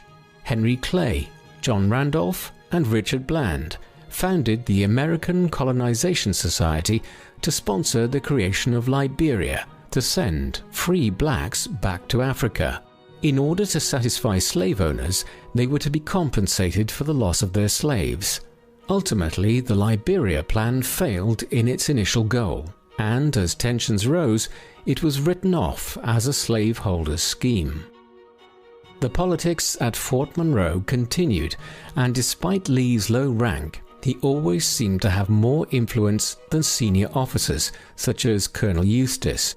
This is believed to be because General Gratiot, the chief of the Corps of Engineers, had more political sway in Washington, D.C. over the chief of artillery. Lee would lead the project to extend and reinforce a 15-acre artificial island, which would eventually become Fort Wool. This new fort would be used to support and defend Fort Monroe with crossfire at enemy vessels. Though the work was steady, he gained no joy from it and began to doubt his choice to join the military. The new soldiers who arrived at Fort Monroe brought new social life, primarily in the form of drinking, although Lee would abstain for the most part, and never understood the obsession with getting drunk. Unlike many of his fellow young officers, he was never seen as being stuffy and was considered to be great company to be around. He kept his distance from his peers and was a reserved man. Mary would visit Lee at Fort Monroe in June of 1832, and it would be during this time that the couple would announce the impending arrival of their first child. The Lee's first child would be George Washington Custis Lee, who was named after his grandfather, George Washington's adopted son. Mary would spend much of her time raising him at Arlington. Between 1832 and 1834, Lee would essentially take charge of the engineers at Fort Monroe from his friend and superior, Captain Talcott, who was frequently absent. Yet his time would be short at Fort Monroe, as in 1834, Lee would be transferred to Washington, D.C., to the War Department. Lee found the office work at the War Department to be monotonous, with the chances of being promoted relatively slim, while the pay was even worse. But he would enjoy the birth of his first daughter, Mary Custis Lee, in 1835. During this time, General Gratiot hardly visited the project sites, leaving Lee in charge of overseeing their progress. He was bound by endless red tape and would only be saved from the paperwork when he was dispatched to assist his old friend Captain Talcott in the Midwest Territories in 1835. In the state of Ohio and the territory of Michigan, fighting broke out over a small section of land known as the Toledo Strip. The Toledo Strip spanned 500 square miles and included the important port of Toledo. This conflict would eventually result in the Toledo War, which was little more than a brief skirmish, as the only injury was a Michigan deputy who was stabbed by a boy with a penknife. During the dispute, Captain Talcott and Lieutenant Lee surveyed the area to better determine the boundaries of Ohio and Michigan, and ultimately Michigan lost the Toledo Strip to Ohio, but in return it received the Upper Peninsula, which would be the cause of the rivalry between Ohio and Michigan. Following his surveying of the Ohio and Michigan border, Lee was dispatched in 1837 to St. Louis to solve a major problem. The Mississippi River was cutting a new channel that threatened the port that brought trade to St. Louis, and Lee was the only suitable candidate to tackle the assignment. The port of St. Louis was an important transportation site, as many Americans who traveled west to California and Oregon would meet there, and should Lee fail, westward expansion might come to a complete halt. Lee had two objectives: save the port and waterfront and remove as many trees as possible from a 200-mile stretch of the Mississippi River along the Missouri-Iowa border. The technology of navigational engineering was still in its infancy during Lee's time in St. Louis, and Lee needed to find a way to curb the river's natural will to change direction. The Corps of Engineers had dumped tons of boxed sand around Bloody Island in order to push the current towards St. Louis and away from the new channel. But the boxes were smashed, which only worsened the situation by increasing the bar. After the wooden boxes failed, they tried using teams of oxen to dredge up the sand, yet that attempt too would ultimately fail. The river was not impossible to tame, as Lee had learned many lessons and knew that he must create barriers that were strong enough to channel the current that would also create resistance to destroy the dikes. Lee reflected back to his days at West Point, specifically a French textbook on hydrodynamics, and used that as his inspiration for the project. The original idea was to use the undergrowth to snag debris that floated down the Mississippi River. The Lees had their third child on the 31st of May 1837, this time a boy, William Fitzhugh Lee. Despite being overjoyed at the newest addition to the family, the pay Lee was receiving in the army was slowly lessening his ability to take care of his family properly. But Lee's work in St. Louis did not go unnoticed, and in July of 1838 he was promoted to the rank of captain. In the summer of 1839, on the 18th of June, the Lees welcomed their fourth child, Anne Carter Lee, to the family. However, his work in St. Louis would be stopped by angry Illinois citizens who opened fire on his workers with cannons, out of fear that the progress Lee was making would cut them out of the increasingly lucrative trading along the Mississippi River. The Illinois citizens had hoped to prevent the growth of St. Louis in order to force trade through their city, and an injunction was issued by the Second Illinois Circuit halting all work on Bloody Island. Lee had worked hard to improve the conditions along the Mississippi, but by the summer of 1840 he returned to St. Louis to finalize the affairs of the army by selling the equipment it had purchased for the work. Lee was then reassigned to New York City to oversee the reconstruction of Forts Hamilton and Lafayette, along with the battery positions on Staten Island. The restoration of these fortifications was vitally important, as the only major threat to American authority was Great Britain, as they were the only nation who had the means to bring the fight to American shores. Yet, before his arrival in New York, the Lees had their fifth child, Eleanor Agnes Lee, on the 27th of February 1841. His duties in New York were deemed significant enough to encourage his family to move with him, yet Mary and his children would not join him right away. Mary's unwillingness to move to New York at first was criticized by many, as she would have been expected to go wherever Lee went. Yet in her defense, she had 5 children between 1832 and 1841, and suffered from arthritis and general poor health. Mary would join Lee in New York in the spring of 1843, but would leave shortly after when she found out she was pregnant with their 6th child, Robert E. Lee Jr., on the 27th of October 1843. But Lee was still in New York, focusing on the forts. Although Lee was a skilled engineer, he had very few other accomplishments which would bring him the attention he deserved. However, he did have one highlight on his resume. Lee was named as a member of the Board of Examiners at West Point in 1844. He would spend 2 weeks at West Point overseeing and judging the final exams of the cadets, along with Major General Winfield Scott, the commanding officer of the U.S. Army, who formed a positive opinion of Lee during the time they spent together. Scott was a large, towering figure of the day, also a hero from the War of 1812, with the nickname Old Fuss and Feathers. Lee was never the type of person to use flattery to advance himself, like many other officers. although this would never have worked on General Winfield Scott, as he was known to soak up flattery like a sponge. So Lee used his intelligence instead to impress him.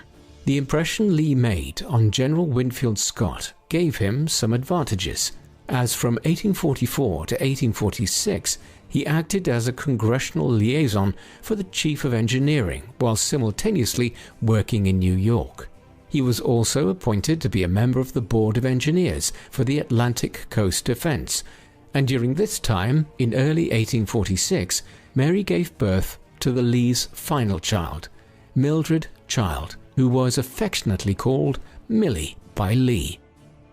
The action which Lee was seeking would eventually happen when events out west began to heat up. Mexico and the United States were trying to establish hegemony over the West as the territory was increasing in population density.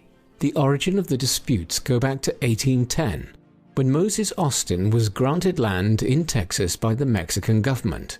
The Mexican government hoped the American settlers would provide a buffer between the raids of the Comanche tribe and the Mexican citizens.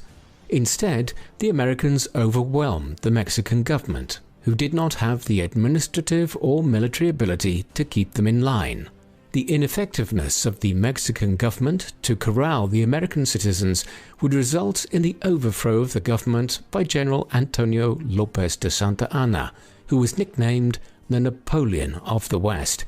He would both threaten to take military action on the American settlers and offer to sell them more land.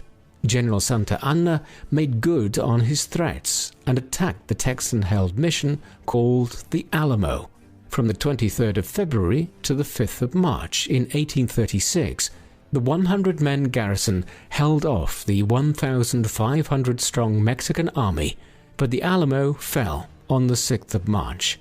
The women and children of the mission were allowed to leave, but the men were slaughtered at the site, leading to the famous battle cry, "Remember the Alamo," which stirred the American public into a frenzy. Following the massacre at the Alamo, the Texans routed the Mexicans at the Battle of San Jacinto, which forced Mexico to recognize Texan independence. 10 years later, Texas would be annexed by the United States in 1845. Mexico was outraged at the annexation of Texas, while the northern states were irate at the addition of another slave state into the Union. Mexico broke off its diplomatic relations, yet President James Polk wished to maintain diplomatic relations in order to purchase California and New Mexico. Mexico continued to experience political instability, as the Mexican presidency changed 4 times, the Ministry of War 6 times, and the Finance Ministry 16 times. Despite this instability, if there was anything that could unite the Mexican people, it was their hatred for losing Texas to the Americans. The border between the United States and Mexico was disputed, as Mexico believed the border was along the Nueces River, while the United States believed the border lay along the Rio Grande. As a result, President Polk sent Brigadier General Zachary Taylor to occupy the land, but they were attacked by a Mexican cavalry unit, killing 16 Americans. The Thornton Affair, as it became known, gave the American government the cause to attack Mexico, as Polk argued to Congress that American blood has been shed upon American soil. In response, General Taylor moved swiftly against the Mexican army, defeating them twice at Palo Alto and then at Resaca de la Palma. The Americans outclassed the Mexican army with its advanced weapons, which included the speedily deployed horse artillery and the Colt revolver. The outbreak of the Mexican War gave Lee the opportunity he was looking for to better his rank in the military, and on the 19th of August 1846 he would be dispatched to San Antonio de Bexar, Texas, to report to Brigadier General John E. Wool.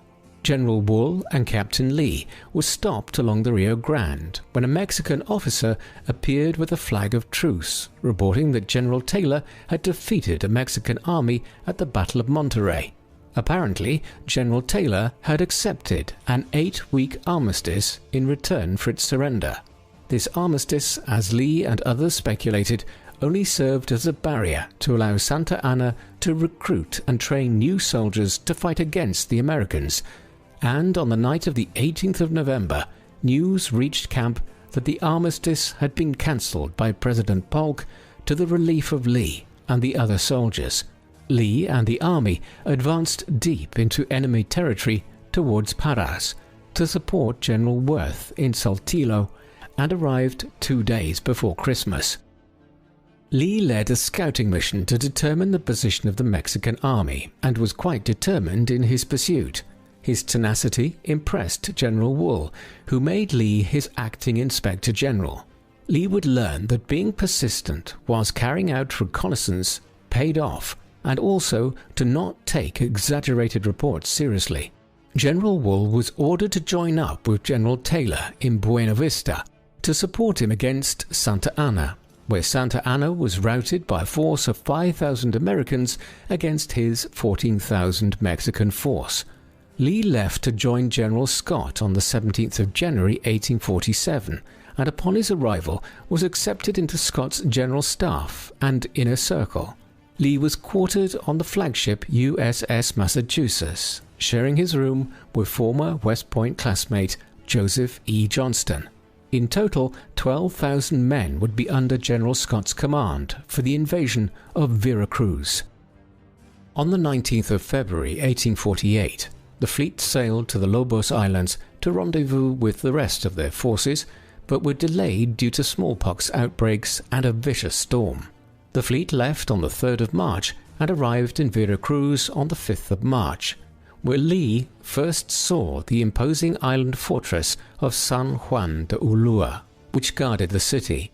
Lee boarded the Patrita along with General Scott to survey the beaches, but the ship strayed too close to the fort, leading to an opening salvo from the fortress. This was the first time in Lee's 22-year-long military career that he had been under fire. On the 9th of March, 2,595 soldiers went ashore with no resistance from the Mexican army, and during the night of the 22nd of March, the American mortars opened fire. By the 27th of March, Veracruz had fallen to the Americans. Lee's first taste of battle would leave him disheartened, as he would write to Mary that, "It was awful. My heart bled for the inhabitants. The soldiers I did not care so much for, but it was terrible to think of the women and children." Lee never had a love for glory for his own sake, and his first battle left him melancholy. General Scott then looked to Mexico City, which was 280 miles away, but his supply lines would be stretched thin. The United States Army had no intelligence concerning where Santa Anna's army was located, let alone their size. Santa Anna had returned to Mexico City following his defeat at Buena Vista and raised a new force of 12,000. General Scott left Veracruz with 6,000 troops and found Santa Anna at Cerro Gordo, where he held an imposing defensive position. Following a reconnaissance mission, Lee informed General Scott there was a potential pathway they could cut to the extreme left flank of Santa Anna's line without them knowing. Scott agreed and gave Lee the opportunity to guide a division to the Mexican army and commence the battle on the 18th of April.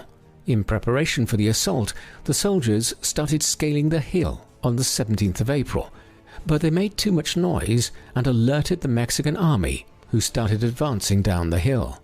They countercharged up the hill, pushing the Mexican army back before finally establishing a hold on the summit of La Atalaya. Ultimately, the Mexicans were defeated at the Battle of Cerro Gordo, and the Americans only suffered minor casualties in comparison to the Mexican army.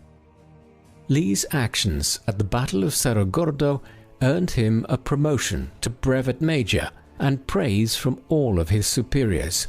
Lee would leave with Scott, along with Lieutenants P.G.T. Beauregard and George B. McClellan, towards Mexico City.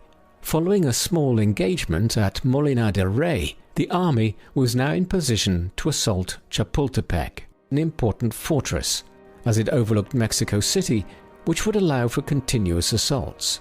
As a senior engineer, Lee argued against a direct assault on the fortress, but Lee was overruled and led Pillow's division to the west flank of Chapultepec.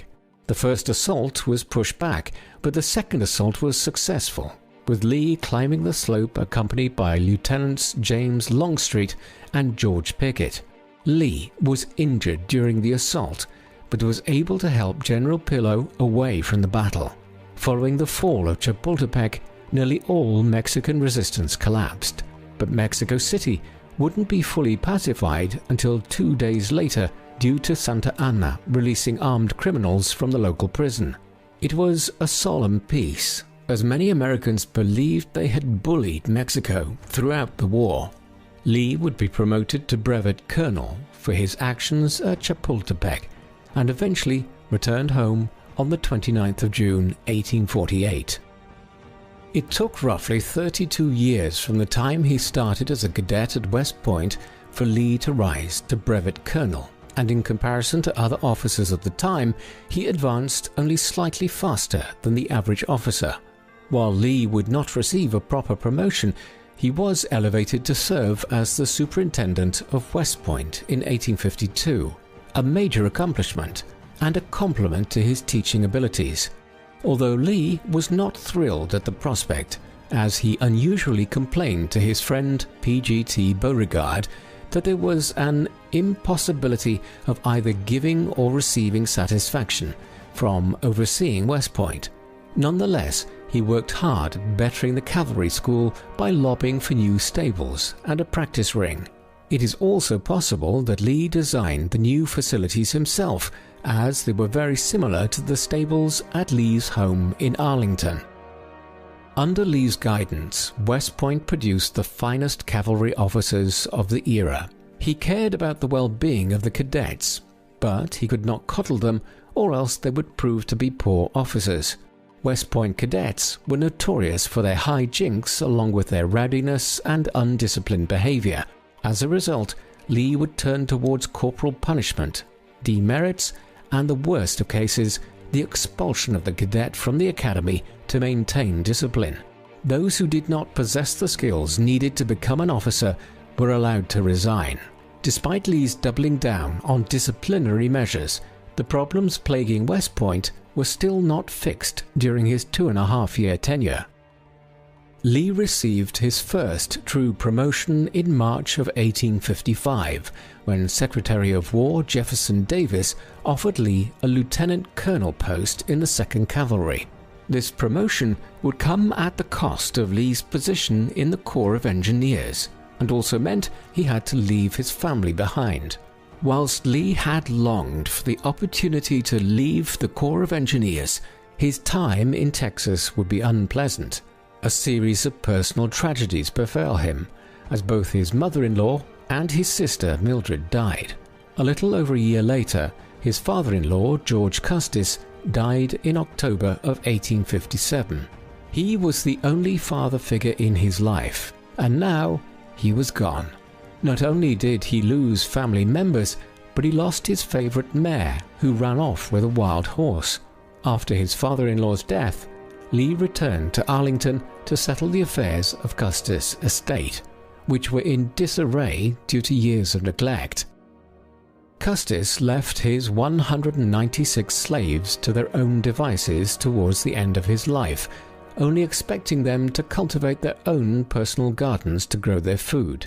The change in ownership brought uncertainty, as they had no control over their destiny. Lee would invest a large sum of money into the estates to upgrade the living quarters for the slaves, partially quote, to do what is right and best for the people, but also because he needed their labor to make a profit to settle the debts Custis had left. As a result, Lee unintentionally caused disquiet amongst the slaves when he began hiring out slaves to other plantations without communicating how long they would be gone. The slave community at Arlington had been together since their time at Mount Vernon, as they had been allowed to stay together, unlike other slaves whose families had been broken up. Custis Will did free his slaves, as he was a member of the American Colonization Society, However, Lee made use of a provision which allowed him to retain them until the debt had been paid. As a result, the slaves began to test Lee's resolve to keep them on the plantation, sometimes in open rebellion. They asserted they were legally as free as Lee was, yet they had almost no legal grounds to declare their freedom. Some of those who attempted to test Lee were Wesley Norris, his sister Mary, and their cousin George Parks, who ran away from the plantation in late spring of 1859. They were eventually captured and brought back to Arlington. Accounts of their punishment spread in excruciating detail in the abolitionist papers, which would sometimes greatly exaggerate the accounts to generate attention. This does not mean the punishments such as whipping, which Norris received, were not true, as Lee and other witnesses do corroborate the general accounts of the event, but they disagree with the exact details. Norris claimed that Lee personally whipped him and the other slaves as punishment, yet a man of Lee's standing in Southern society would never have doled out punishment himself. It would have been a blotch on Lee's social standing if he personally dealt the punishment, which may have been the reason behind the accusation. On the 17th of October 1859, J.E.B. Stewart, otherwise known as Jeb Stuart, rode to Arlington requesting Lee attend the War Department immediately. Lee immediately left with Stuart, entering into a meeting with President James Buchanan, along with several cabinet members. John Brown, an abolitionist, and 18 other men had just taken a federal arsenal at Harper's Ferry, killing a few civilians and taking hostages. Lee and Stuart were both sent via a special train to take control of the situation from the local militia, who corralled Brown's forces in the engine house of the arsenal. When Brown refused to surrender, the Marines sent with Lee stormed the engine house, leaving 1 Marine and 2 of Brown's freedom fighters dead. Lee would dismiss Brown's attempted revolution as the attempt of a fanatic or a madman that could only end in failure. Lee, along with many other future major players such as Thomas Jackson, Edmund Ruffin, and John Wilkes Booth, would watch Brown's execution. Unknown to Lee, Brown's raid at Harper's Ferry, Virginia, had lit the fuse for the events of the next 5 years. Following the events in Harper's Ferry, Lee was asked to return to Texas in February of 1860. Many Southerners were relieved of their posts due to the increased talks of secession by Southern state representatives. Lee was appalled at the idea of deconstructing the country and saw it as anarchy. Yet Lee, like many others, would choose to side with whatever path their state would take. Americans had a sense of responsibility to family and state over the nation as a whole, which played a significant role in the coming conflict. He swore to never take arms against the United States, but if Virginia left the Union, he would give his life to defend her. Ultimately, the choice would be left to a statewide convention, but its decision would not be made soon. On the 13th of March, 1861, Lee attended a reception for military officers at the White House, where he met with Abraham Lincoln for the first and only time. President Lincoln knew of Lee's uncertain allegiance and hoped to maintain Lee within the Union. He offered him the position of colonel in the 1st Regiment of Cavalry, a position Lee could not afford to turn down. Yet peace would become unattainable in early April when Lincoln decided to resupply Fort Sumter, which was being blockaded by rebel forces under the direction of P.G.T. Beauregard. General Beauregard gave the order to fire on Fort Sumter on the 12th of April 1861, and Edmund Ruffins is credited with firing the first shots of the war. Fort Sumter would fall on the 14th of April 1861, and Lee underwent intense questioning from General Scott, requesting he either side with the Union or resign his commission.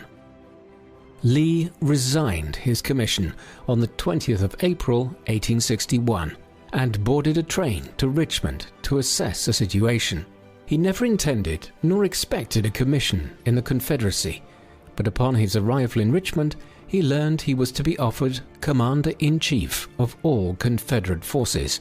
As many have said, Lee's decision was an inevitable one he had to make, and his fate would be tied to Virginia. Virginia officially seceded on the 23rd of May 1861, and as the decision was made, General Scott ordered Union troops across the Potomac, occupying parts of Virginia, including Lee's home in Arlington. Arlington would eventually be seized by the government for further military uses, and following the First Battle of Bull Run would serve as a cemetery for the Union dead. Under the direction of Quartermaster General Montgomery Meigs, he ordered the dead be buried to encircle the entire house at Arlington. Lee was dismayed about being prohibited from leading the first engagement at Bull Run, yet was given the chance to push the Union from Cheat's Mountain, but ultimately failed. He was then given a chance to redeem himself in the spring of 1862, as he took charge following the Battle of Seven Pines, where Joe Johnston was wounded. By the summer, General McClellan launched the Peninsular Offensive in the hope to move on Richmond, the Confederate capital. As a result, Lee ordered Ambrose P. Hill to strike at the Union flank on the 26th of June. The next week would be known as the 7 Days Battles. It was a tactical victory for the Confederates, as McClellan was forced to retreat. Lincoln was appalled at McClellan's weakness and quickly replaced him with General John Pope. In August, Lee learned that Pope would receive reinforcements from McClellan, doubling the Union's forces. Lee called for Stonewall Jackson to join the Army of Northern Virginia to attack Pope at Bull Run. Lee's main force was led by General James Longstreet, who drove Pope's right flank across the Bull Run River. Pope's failure at the Second Battle of Bull Run led him to be replaced again by McClellan. With the Union pushed out of the South, Lee invaded Maryland, sending Jackson to Harper's Ferry, while Longstreet headed further north. Lee decided to reconvene his force of 40,000 to attack McClellan, despite McClellan's force doubling Lee's. Lee broke up his army in order to attack a large garrison of Union troops in Harper's Ferry, leaving him open to attacks. McClellan intercepted a copy of Lee's battle strategy and quickly moved to attack him, pushing his forces back from South Mountain. This small battle gave Lee time to select the battlefield of his choice in the town of Sharpsburg along the Antietam River. Lee made a tactical blunder by choosing Sharpsburg, or as it's better known, Antietam. Antietam is a cul-de-sac, saddled with the Potomac on two sides, and the Antietam River on the third, leaving only one exit for Lee to retreat to Virginia. However, Hooker seemed to be incompetent to lead the army, and he made several mistakes, such as leaving Porter's corps in the reserves and nearly his entire cavalry stacked on the left near a bridge. On the 17th of September 1862, the Union attacked Lee's left from the Hagerstown Pike and his center at Antietam, with a third attack planned for the right flank. William French's division from Sumner's corps were ordered to attack the Confederate position of D. H. Hill's division stationed at the Bloody Lane. As the day went on, and the division holding the Bloody Lane was weakening, they fled from the position in a moment of confusion. Hooker did not take advantage of the situation though, and their assault ground to a halt. Hooker earlier in the day told Ambrose Burnside to attack, but he was slow to act. Burnside charged Roebuck Bridge multiple times until they finally broke Toombs' division. Lee's right wing almost collapsed until A. P. Hill's division, which was force-marched from Harper's Ferry, saved the day. As A. P. Hill pushed Burnside's corps back to Antietam Creek, Lee and Jackson questioned the chances of a successful counterattack against Hooker's right flank. Ultimately, a wide flanking maneuver was not possible, as Hooker was well positioned near the Potomac. In order for a counterattack to succeed, Jackson would have to march his corps through a corridor less than a mile wide, with Meade positioned just above the North Woods. Jackson attempted to silence Meade's guns with Stuart's light smoothbore guns, but were annihilated within 15 minutes. Ultimately, Jackson concluded that a counterattack would not be made on the Union's right flank, ordering his men and guns back to their original position. Antietam would be the single bloodiest day in American history, with a combined loss of 22,700. While Lee left the field to McClellan, the loss on the Union side outweighed the territory gained. When McClellan failed to pursue, he was fired again from his post. The Pyrrhic victory at Antietam influenced Lincoln to announce the Emancipation Proclamation on the 22nd of September, freeing all slaves in the South, and although this had little authority, it did increase the flight of slaves to the North, who would fill the ranks of the Union Army. By the middle of November, Burnside took the Army of the Potomac across the Rappahannock River towards Fredericksburg, Virginia. Tactically, Burnside blundered by not rushing to Richmond as Lee was out of position. Floods caused by rainstorms prevented Burnside from taking advantage of the situation, allowing Lee time to reposition himself. Burnside's engineers braved Confederate sniper fire from Lee's army while building a pontoon bridge to assault their position. As a result, Burnside ordered artillery strikes on the town to suppress the snipers, but ultimately failed to stop them and only gave away his true intentions. Jackson's forces were called up from his positions at Skinner's Neck and Port Royal. Brigadier General William Barksdale was tasked with delaying Burnside's advance. However, he had other plans in mind. As Burnside tried to cross, Barksdale's men heavily contested the landing, making it the first opposed river crossing in American history. His small division refused to abandon Fredericksburg and fought in the narrow alleys and homes, also making it the first time urban combat was used in the Civil War. Barksdale would eventually be forced out by the growing presence of Union forces in the city, and on the 11th of December, a few more brigades entered into the city of Fredericksburg, who sacked the city of its valuables despite the orders of the Union officers to cease. Burnside spent all of the 12th of December moving his army across the Rappahannock River to position his attack. His plan was to take Sumner Grand Division and slam into Longstreet's left flank, while Franklin would attack Jackson's corps right flank in a pincer maneuver. In the meantime, Lee had positioned himself along the ridge line and the Fredericksburg railway cut, which A.P. Hill's division occupied. Burnside's strategy was suicidal due to the limitations of the ground suitable to attack, as regiment after regiment pushed towards Mary's Height despite Lee's comfortable position behind the stone walls. The battle was a slaughter for the Union troops, as their dead numbered double the amount Lee lost.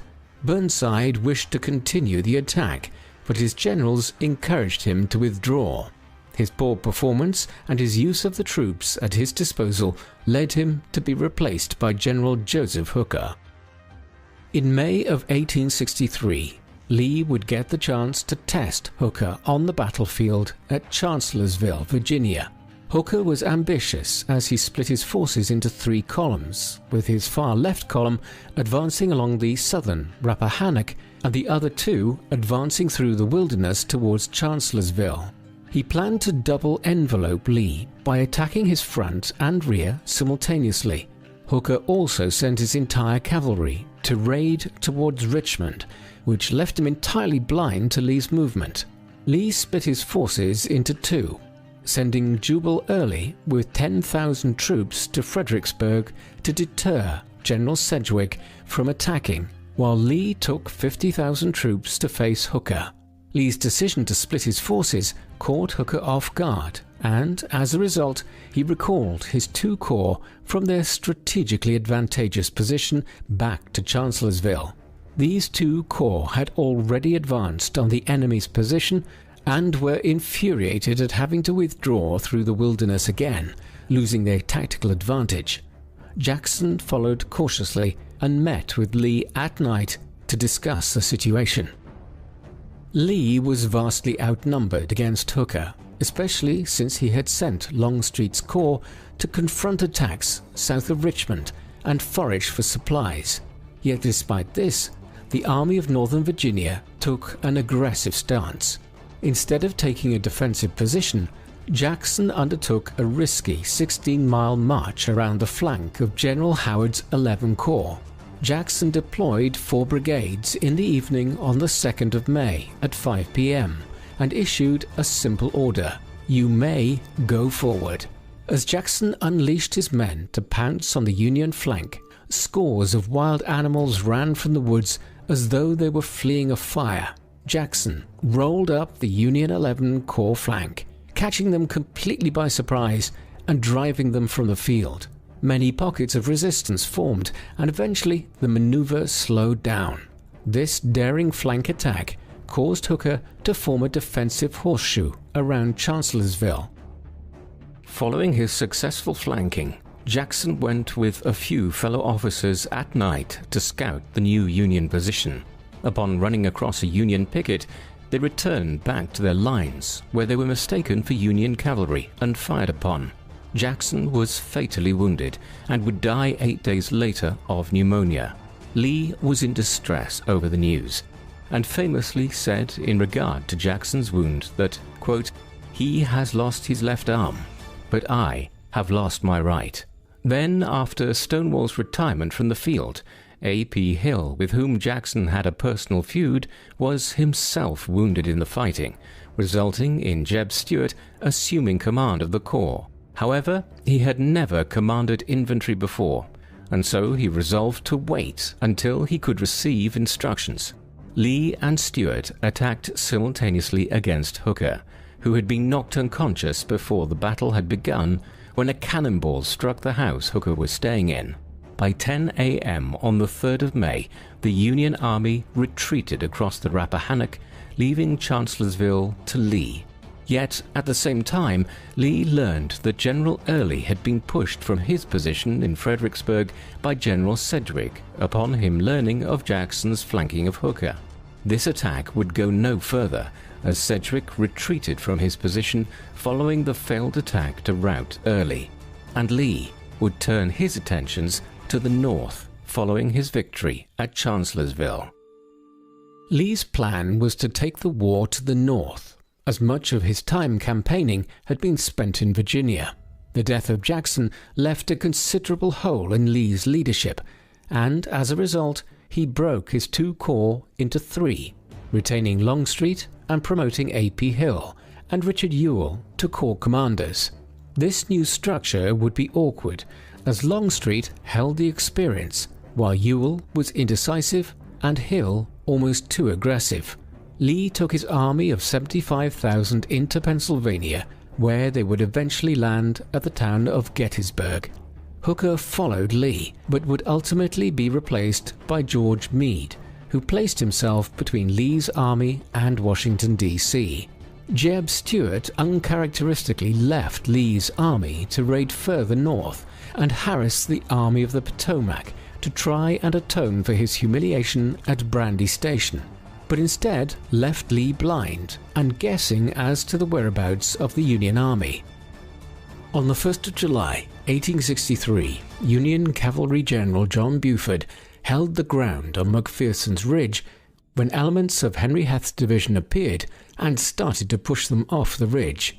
Just as Buford was about to be forced off the ridge, Reynolds' 1st Corps showed up to support him, and Reynolds was cut down while ordering troops into the gap.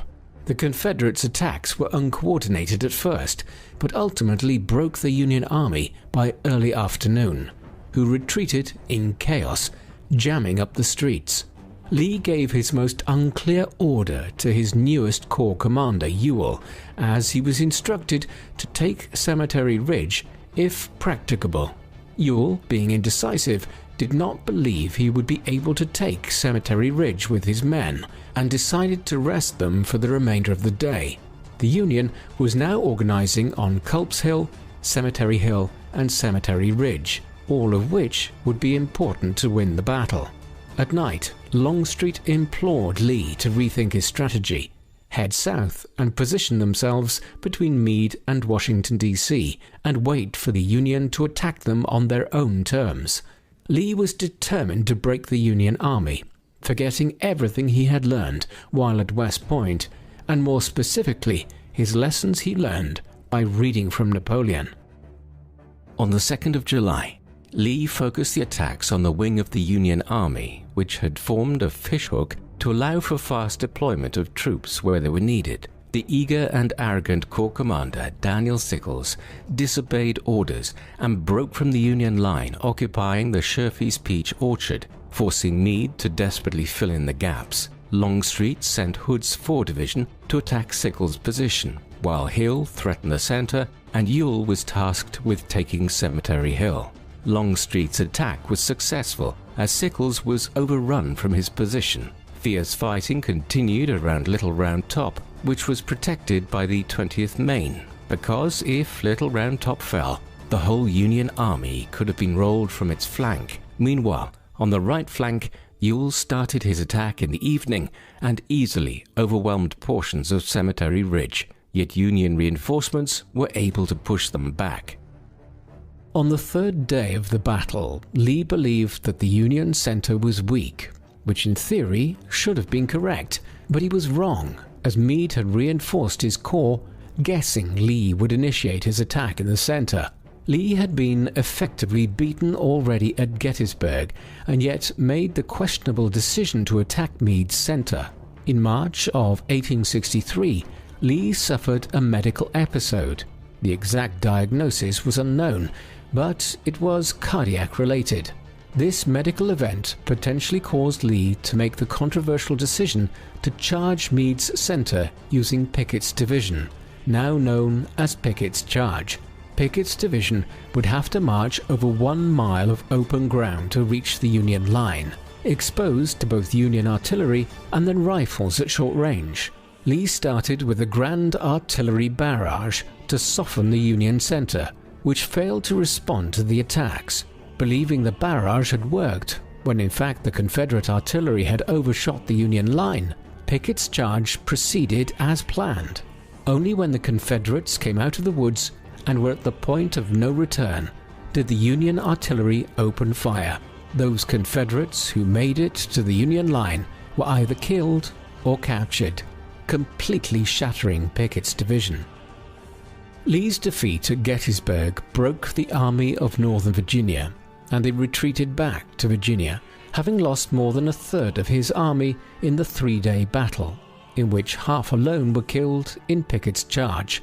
Lee would not engage with the Union Army again until the 4th of May, 1864, in the Battle of the Wilderness, where he faced off against General Ulysses S. Grant.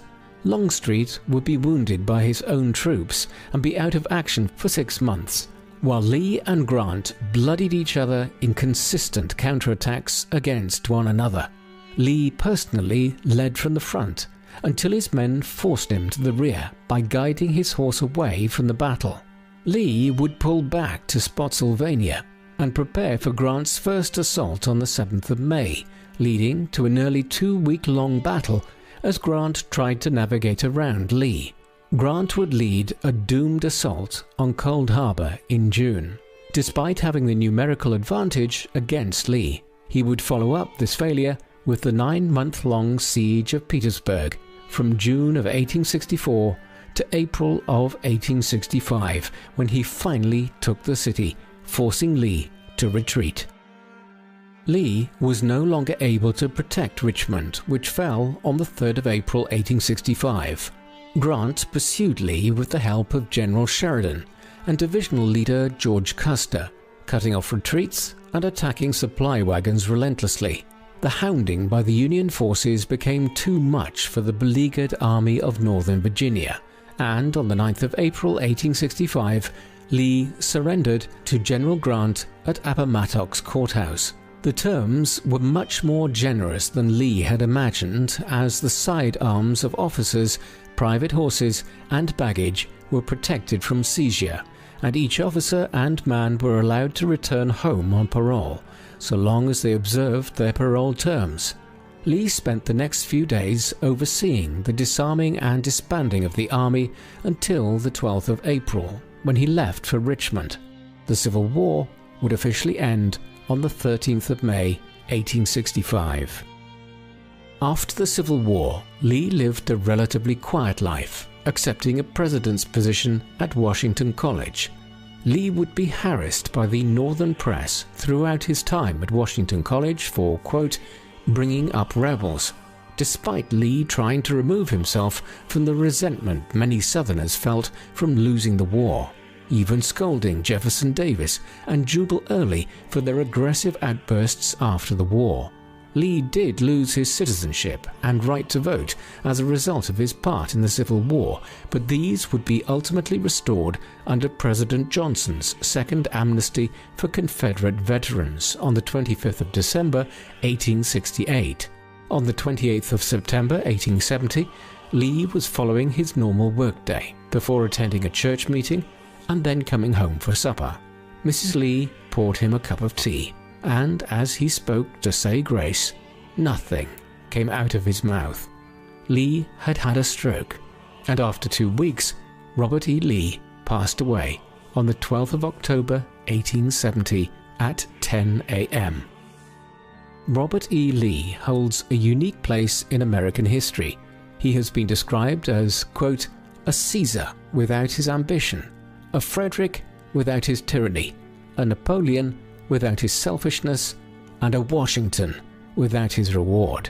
While Lee's view on race is abhorrent in today's light, we must judge him by the era he lived in, and the question remains, would Lee be received better today if he had stayed in the Union cavalry?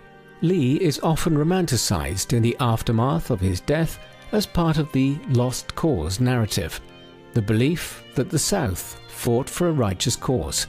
Lee himself would have vehemently disagreed that the South cause was just, as he opposed the construction of statues of Confederate icons following the war, believing it would prevent the healing of the nation. Lee was a man filled with the potential for greatness, yet his fault at the critical moment was choosing to side with what he felt was right for himself, as many did in the Civil War. Robert E. Lee historian Elizabeth Pryor is brilliant in her analysis of Lee and asserts that, quote, we want him to be great because he has elements of greatness in him, but he falls short because greatness must rest on two pillars. For Lee to be considered great, he must, quote, create something that not only benefits the world each day, but endures and embodies a far-sightedness that reaches beyond the complacency of one's narrow experience. Lee even admits the immorality of slavery, but does not act against the institution he knows is morally wrong. And while after the war he called for unity, he resisted change that would ultimately better the world. What do you think of Robert E. Lee? Was he wrong to fight for the Confederacy, and in doing so, support states built on slavery? Or was he an honorable man who defended his home of Virginia to the last and remains, arguably, America's greatest military commander of all time? Please let us know in the comments section, and in the meantime, thank you very much for watching.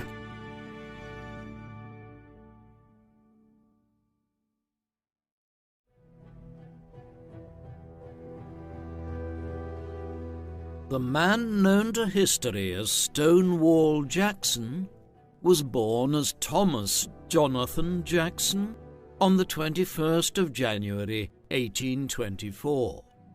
It is widely understood that he was born in the town of Clarksburg in the state of Virginia, although another theory suggests his mother gave birth to him while visiting family in Western Virginia. Stonewall was a nickname he would acquire very late in his life. His father was Jonathan Jackson, a Virginia attorney. He traced his ancestry in America back 3/4 of a century. The Jacksons had become a prominent family in the north of Ireland in the county of Londonderry in the 1660s, with an estate near the town of Coleraine, though they were of English descent. One scion of the family, John Jackson, Thomas's great-grandfather, was convicted of a crime in London back in the middle of the 18th century and was sent to the United States to perform penal labor at a time when the southern colonies were major sites for the sort of penal transport which Australia would become infamous for in the late 18th and early 19th centuries. It was an inauspicious beginning, but the Jacksons prospered in the United States in the decades that followed. Thomas's mother was Julia Jackson, née Neal. Thomas was her and Jonathan's third child, having previously had a daughter named Elizabeth and a son named Warren. Jackson was born during one of the most critical periods in American history, one in which the country was expanding in ways which would soon have implications for his entire life and that of many other Americans.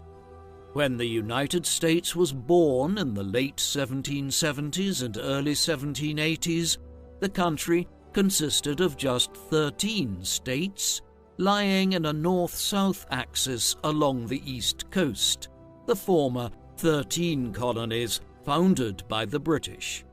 Even as the Founding Fathers were putting ink to the Declaration of Independence in 1776, the country was already expanding westwards beyond the Appalachian Mountains into regions where Tennessee, Kentucky, and West Virginia now lie. Settlements were also being rapidly established on the southern shores of the Great Lakes. The Louisiana Purchase of 1803 would bring a vast tract of land into American possession from Louisiana north to the Dakotas. By the time Jackson was born in 1824, the Union had expanded to 24 states with the admission of Missouri in 1821. This had created two issues that would soon impact on Jackson's life.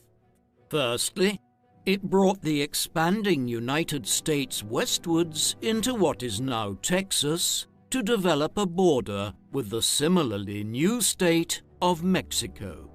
Secondly, it created an issue concerning the status of slavery in the states which were being newly admitted to the Union, with northern free states arguing that newly admitted states should be free states from the very beginning, and many in the southern slave-owning states holding that places like Louisiana were primarily being settled by people from Georgia, the Carolinas, and other southern states, and so should have the same slave-owning status and laws. The man who would one day become known as Stonewall had a very difficult childhood. In the mid-1820s, typhoid fever was prevalent in Virginia. It claimed Thomas's older sister, Elizabeth, in early March 1826, not long after his second birthday. Then, just over a year later, in late March 1827, Jackson's father died from the same disease. To compound the difficulties for Thomas's mother, she was heavily pregnant at the time of Jonathan Jackson's death, and she went into labor just hours after her husband's passing, giving birth shortly after to another daughter, Laura Ann. The Jacksons had been far from wealthy, and Julia Jackson was left with considerable debts when her husband died. She supported herself and her 3 young children in the years that followed by working as a seamstress and by teaching her sewing skills to other young women. Ultimately, she remarried in 1830. Thomas's new stepfather was Blake Woodson, an army captain who married Julia Jackson seemingly despite her children.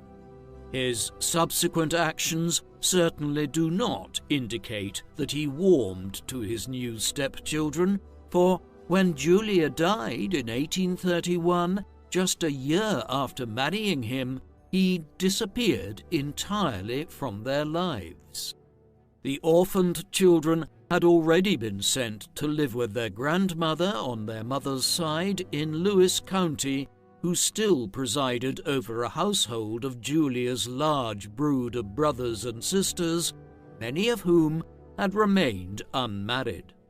As such, while they had lost their parents at a young age, the Jackson children were raised in a loving family household here in the 1830s.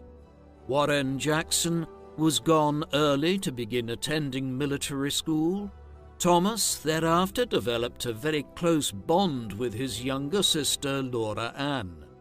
His character developed early as a shy but resourceful figure, one who developed a sense of self-reliance based on his early experiences.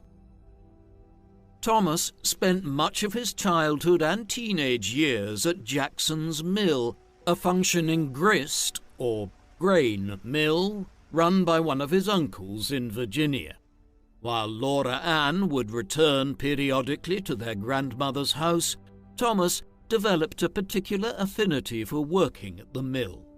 Although he received virtually no formal education, he taught himself to read here, with some aid from a slave on his uncle's estate. By the time he was a teenager, he was sufficiently well educated to pass on some of his skills in a makeshift local school. This was the resourceful and clearly intelligent, though formally uneducated young man that headed for West Point Military Academy in New York State in 1842 when he was 18 years of age. West Point had been founded as a national military academy in the nascent United States in 1802 and has remained the premier military school there ever since. At first, Thomas struggled here.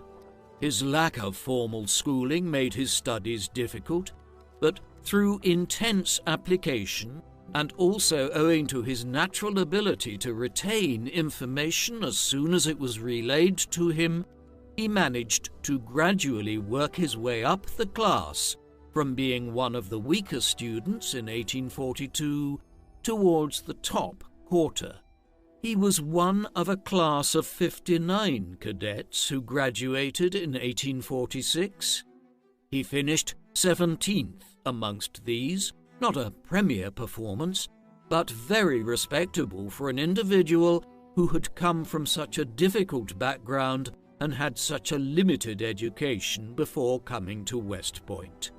When he graduated in 1846, he did so with several individuals who would become notable generals in the American Civil War, including George E. Pickett and George B. McClellan. Even as Jackson was completing his studies at West Point, tensions were escalating along the southwestern border.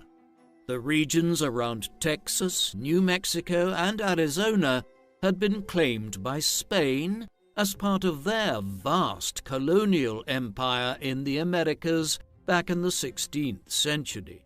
However, beyond some exploratory missions to the region and the establishment of missionary settlements here to try and convert the natives to Christianity, there was little effective colonization of these areas by the Spanish for centuries thereafter.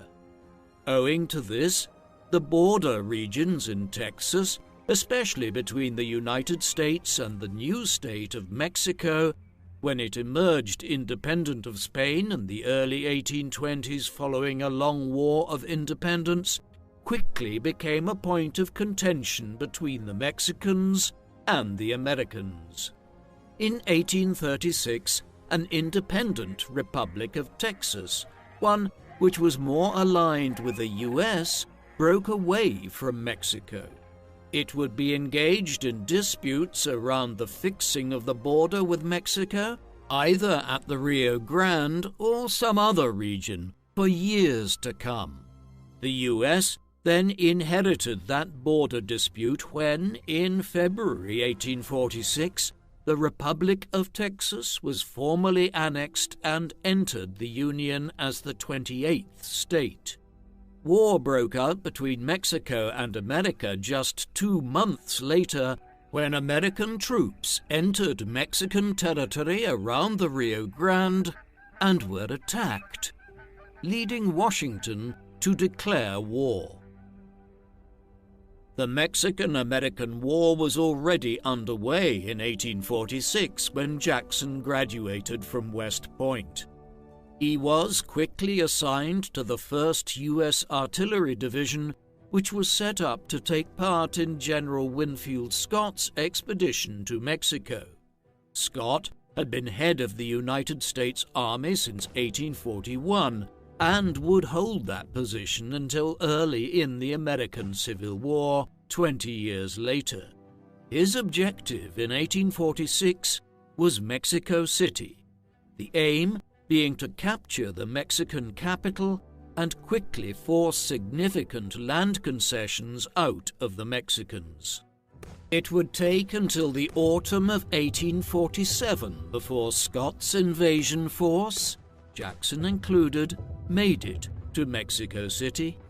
They commenced a siege on the 8th of September.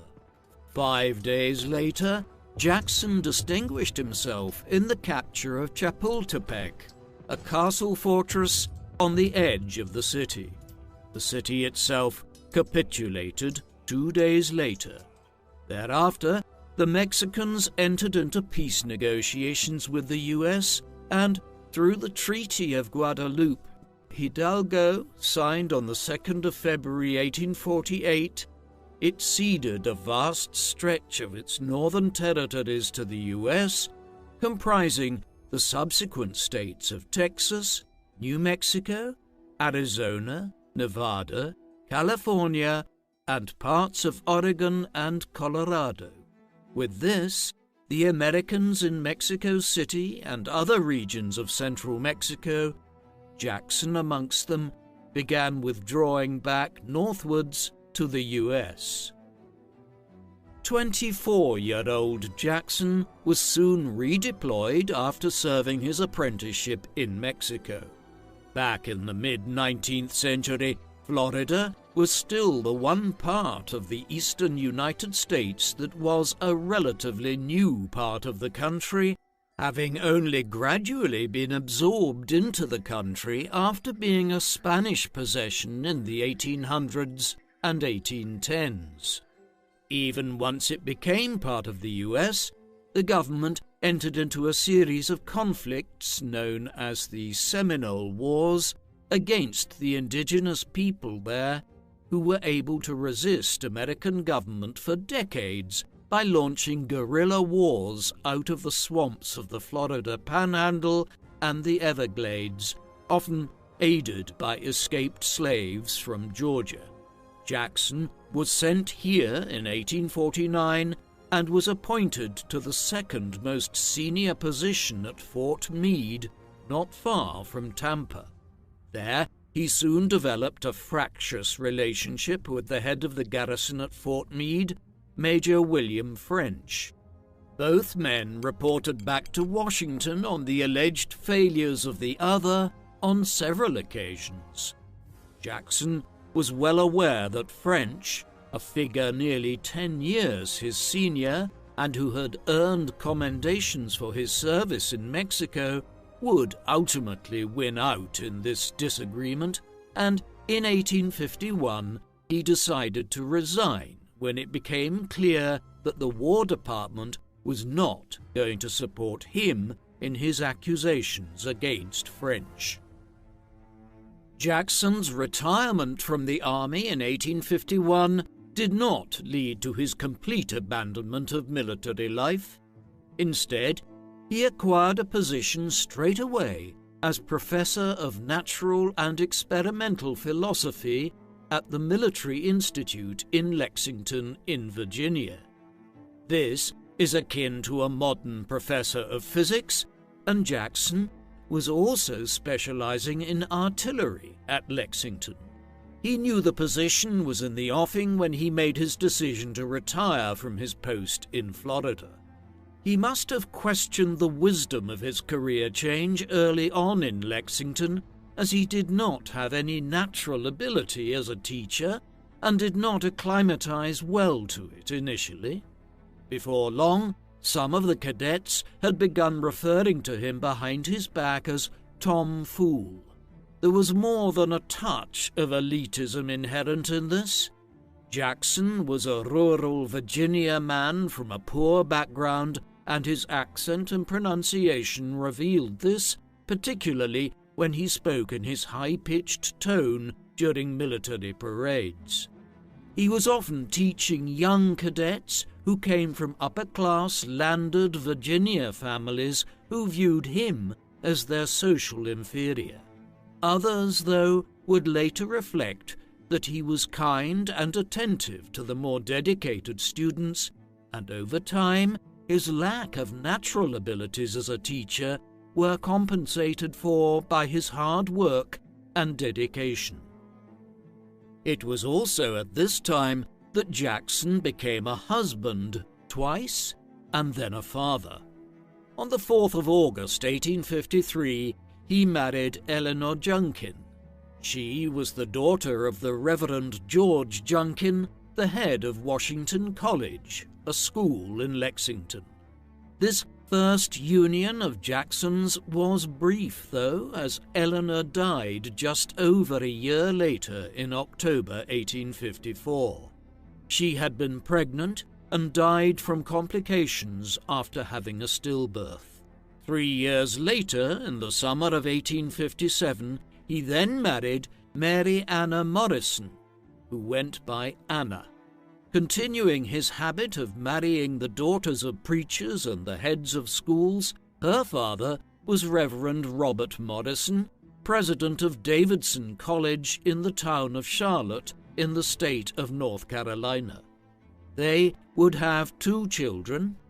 Mary Graham was born in 1858, though sadly died in infancy. A second daughter, Julia Laura, arrived in November 1862. She would live into her adult years, being claimed by typhoid fever, the same illness that killed Thomas's sister and father when he was a child, in 1889, when she was in her mid-20s. Thomas's home life with Anna, brief as it might have proved to be, was one of the few areas of his life where he felt free to relax, and she would later describe her husband in affectionate terms, something which contrasted substantially with his reputation for being a strict and stern figure in public and as a commander. A further element of Thomas's character was his religious piety. After a youth in which he had been a casual worshipper, he had begun to embrace a more zealous Christianity in his adult years, particularly after he arrived in Lexington to begin teaching at the Military Institute. It was more than just a coincidence that he ended up marrying the daughters of 2 different ministers. Such were his growing associations with the Lexington Presbyterian Church in the town. In time, much of his life began to revolve around his faith, teaching at Sunday schools after church services. His religious views were matched in intensity by his hypochondria. He suffered from a number of physical ailments throughout his adult life, apparently having issues with both his digestion and his vision. It's not possible to determine where these legitimate conditions ended and his paranoia began, though many people during his lifetime commented on Jackson's peculiar habits and his belief that reading by lamplight would destroy his vision, or that he should refrain from eating certain foods or at certain times. These features of his personality and his guarded approach towards people that he did not know particularly well led many to perceive Jackson as being a somewhat peculiar character.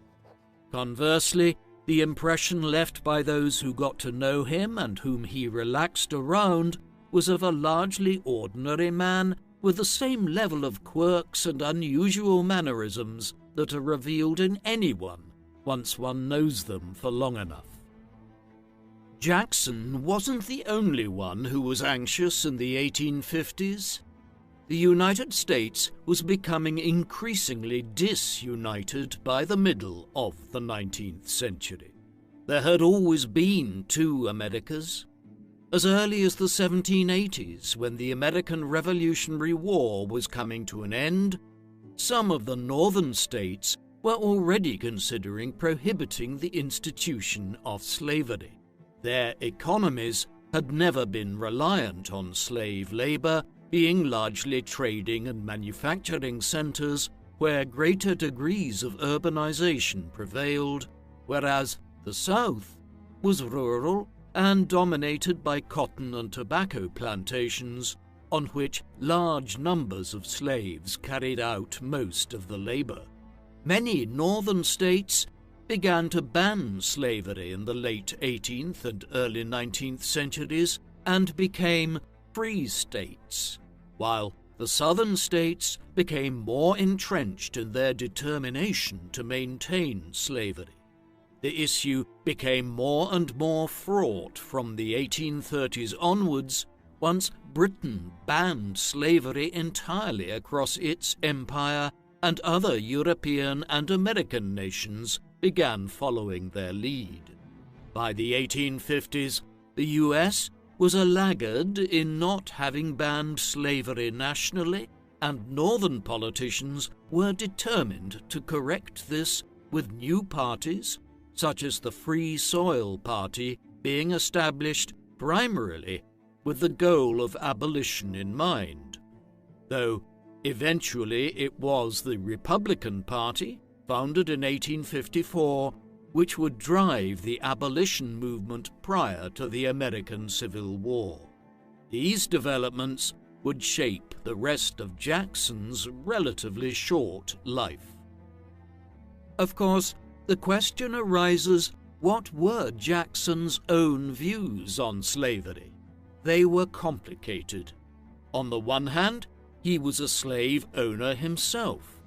At one point in the 1850s, he owned 6 slaves. Some of these he had acquired as part of the dowry for his second marriage. Others had requested that he purchase them at public auction, believing that Jackson would make a more decent owner than they might otherwise expect if they were sold to a cotton or tobacco plantation. Being a teacher and not much of a landowner, he often rented out their labor to others in Lexington and to the Military Institute. Furthermore, while he was not a staunch voice against the abolition movement, there is also no record of any kind of him voicing opposition to the institution of slavery.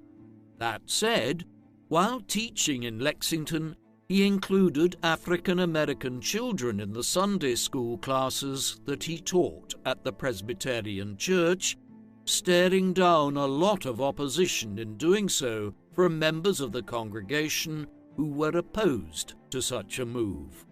In short, he epitomized the more moderate Southern Confederate.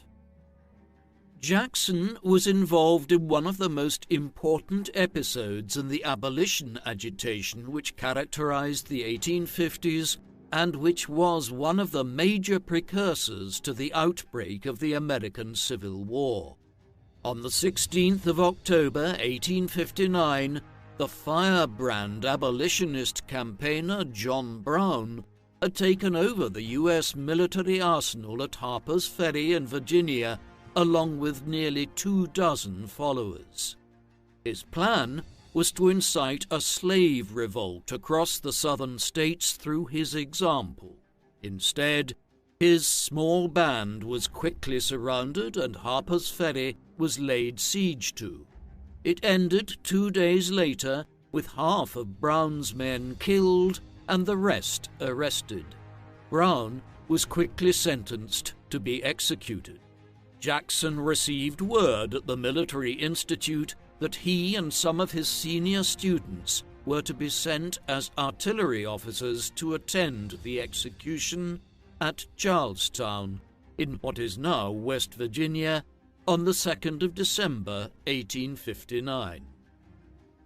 Stonewall Jackson would acquire his famous name and forge his legacy in the American Civil War. Strangely, for such a pivotal conflict in American history, and one which seems to have ostensibly been fought over one issue, historians still debate why the war broke out. Clearly, the issue of slavery and the determination of the northern states to abolish the practice nationwide was the defining cause of the war, but there were some other issues as well, with many who would take up the Confederate cause arguing then and afterwards that it was also about a different, urbanized, industrializing society in the northern states trying to impose its way of life on the American South and failing to respect its traditions. There may be at least some kernel of truth to this, for Jackson was not ideologically wedded to the preservation of slavery, yet nevertheless became a committed Confederate for a range of other reasons. Tensions nationally reached a crisis during the U.S. presidential election of 1860, when the concerns of the southern states were whipped up over the potential election of the new Republican Party's candidate, Abraham Lincoln. What's often overlooked is that while Lincoln was clearly anti-slavery, he did not run on an abolitionist platform in 1860. However, enough people believed he intended to abolish slavery all the same that, when he won the election following the vote on the 6th of November in what was a deeply divided field of candidates, talk intensified in the southern states about seceding from the federal union to avoid having abolition imposed by Lincoln's administration when he took office. South Carolina seceded on the 20th of December 1860, followed by numerous other states westwards to Louisiana and Texas in the first months of 1861. These formed themselves into the Confederate States of America in early February, the capital of which was soon fixed in Richmond, Virginia, bizarrely located less than 100 miles from Washington, D.C. When the Confederates attacked federal troops fighting for what became known as the Union government in the conflict that was now developing, at Fort Sumter in South Carolina on the 12th of April 1861, it signaled the commencement of the American Civil War. The war would pitch a confederacy consisting of Virginia, Georgia, the Carolinas, Florida, Alabama, Tennessee, Mississippi, Louisiana, Texas, and Arkansas against the northern states from New England, New York, and Pennsylvania all the way westwards to the Great Lakes. The newly emergent states of California, Oregon, and Nevada also joined the Union cause. Several states, such as West Virginia, Maryland, Delaware, and Kentucky, effectively became border states that were on the front line of the conflict between North and South, and which were pulled to and fro by both camps over the next several years. It may seem curious for a man who would become a legendary figure within the Confederate cause, but Jackson was not in favor of secession in the period leading up to the outbreak of the Civil War. He, like many others, wanted to preserve the Union. It was only later, when he perceived the choice as being between the maintenance of Southern society and the preservation of the Union, that he became an advocate of secession, his conversion coming about late in 1860 and early 1861, even as states were beginning to secede. As such, he was one of many people who were cast into a tunnel vision by the 1860 election that doomed them to thinking that only war could resolve the nation's difficulties. His decision to eventually support the Confederate cause was a difficult one for Thomas on a personal level. His sister Laura, with whom he had a close bond since childhood, supported the Union and was particularly ardent in this, her backing for Lincoln's administration in Washington being more fervent than Thomas's for the Richmond government. Even before the war broke out, this had caused a split between the pair that would never be healed. Years later, when she learned of his death, she feigned a lack of concern, but privately seemed to be disturbed by the news. It was all a sign of how divisive the American Civil War was in pitting family members against each other, and how complicated the emotions that ensued could be. Despite becoming the center of the Confederate government in the American Civil War, Virginia was actually quite late to secede. The Virginia Convention initially voted to remain a part of the Union when they voted on the issue in early 1861. It was not until a meeting on the 17th of April 1861, 5 days after the attack on Fort Sumter, that Virginia voted to secede and left the Union. This began Jackson's Civil War, as he was a Virginia native and employed there. As the state government swiftly mobilized onto a war footing, he was appointed as a major of the topographical engineers within the Confederate Army here, a role which would involve overseeing establishing defensive fortifications and also working with the officer corps of the Confederate Army on issues like mapping out the war zones across Virginia and the distribution of forces in the region. Frustrated at the sedentary nature of this, he petitioned for an active command and was soon made a colonel of the infantry at Harper's Ferry, the arsenal where John Brown had attempted to launch his revolt 2 years earlier. A further promotion to become a brigadier general in the Confederate Army soon followed.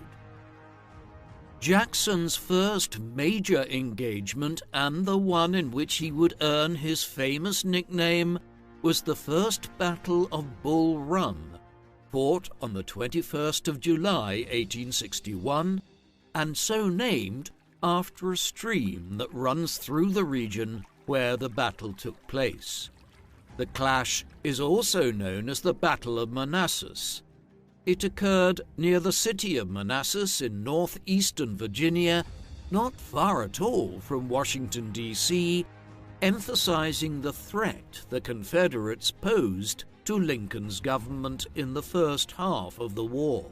Though they had larger forces in the wider region at the time, both the Union and Confederate commanders were only able to commit slightly less than 20,000 men each to the battle when it commenced. In the engagement, Jackson's brigade of men stood strong for hours under heavy fire from Union forces, with Thomas nearly being killed as a bullet grazed his hand and broke his middle finger. The battle ended in a Confederate victory of a kind, though both sides suffered significant losses, and it made clear that there would be no swift victory for either side in the war. Jackson earned his nickname Stonewall from the engagement, with one of the Confederate commanders, General Barnard B., stating at one point during the fighting, "Look, men, there is Jackson standing like a stone wall," in an attempt to buck his men up by looking to Jackson for inspiration. It was a name that would be attached to him for the rest of his life, and the forces under his command would become known as Stonewall's Brigade. That said, to his men, he was often known as Old Jack, a nickname he had acquired years earlier when studying at West Point in the mid-1840s on account of his being the oldest cadet in his class. Jackson was now promoted to the post of Major General in the Provisional Army of the Confederate States. He would soon earn further renown owing to his leading role in the Shenandoah Campaign, often also termed the Jackson's Valley Campaign. The Shenandoah Valley is a valley in the northwest of the state of Virginia. It had a strategic significance within the war, as it allowed for passage between Virginia north to states like Maryland, Delaware, and Pennsylvania, in a part of the country where natural routeways for armies to pass through are limited, owing to the Blue Ridge Mountains and several rivers. Equally, if any large Union army wanted to pass southwards to strike at places like Western Virginia, North Carolina, or Tennessee, the Shenandoah Valley was an obvious passageway. An indication of this is that when Robert E. Lee invaded the northern states in 1863 in the lead-up to the Battle of Gettysburg, he led his men northwards to Pennsylvania through the Shenandoah Valley. In the spring of 1862, Jackson was sent to secure this region and prevent any Union incursions southwards. This was coming at a time when Confederate fortunes in the early stages of the war were at a low ebb after a series of defeats in the second half of 1861, especially further west, where the Union General and future President Ulysses S. Grant had won several important victories in the autumn and winter of 1861. The immediate concern for Jackson when he led some 15,000 men westwards into the Shenandoah Valley in the early spring of 1862 was to block the advance of Union forces through the valley who might manage to then reinforce the Union Army of General George B. McClellan, Jackson's old classmate from West Point.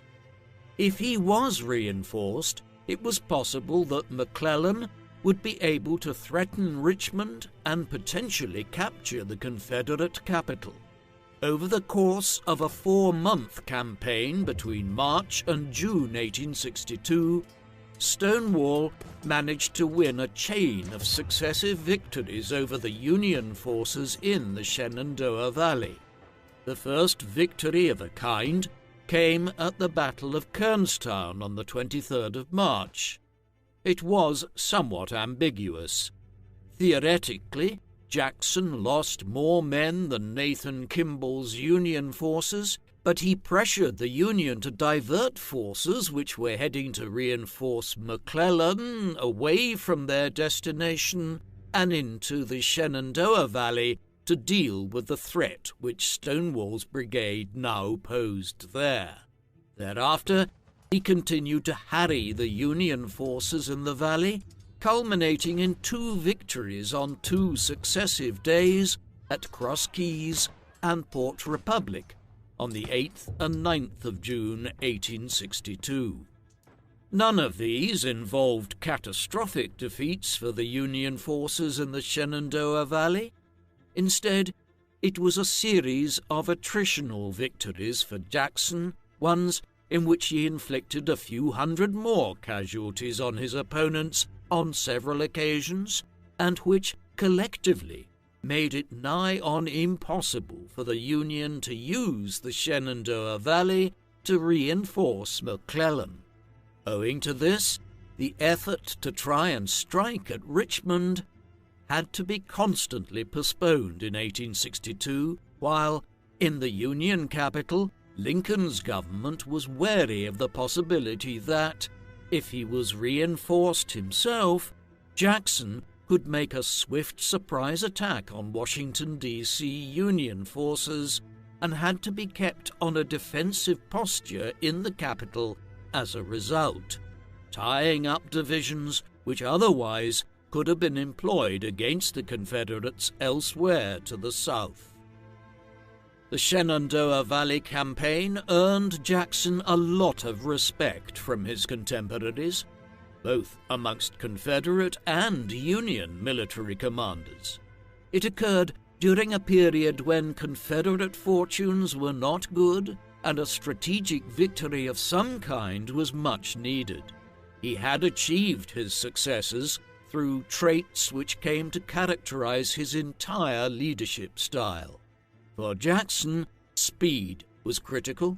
If he was able to prevent the Union from utilizing the Shenandoah Valley, then he needed to be able to move quickly around and respond to developments when and as they occurred.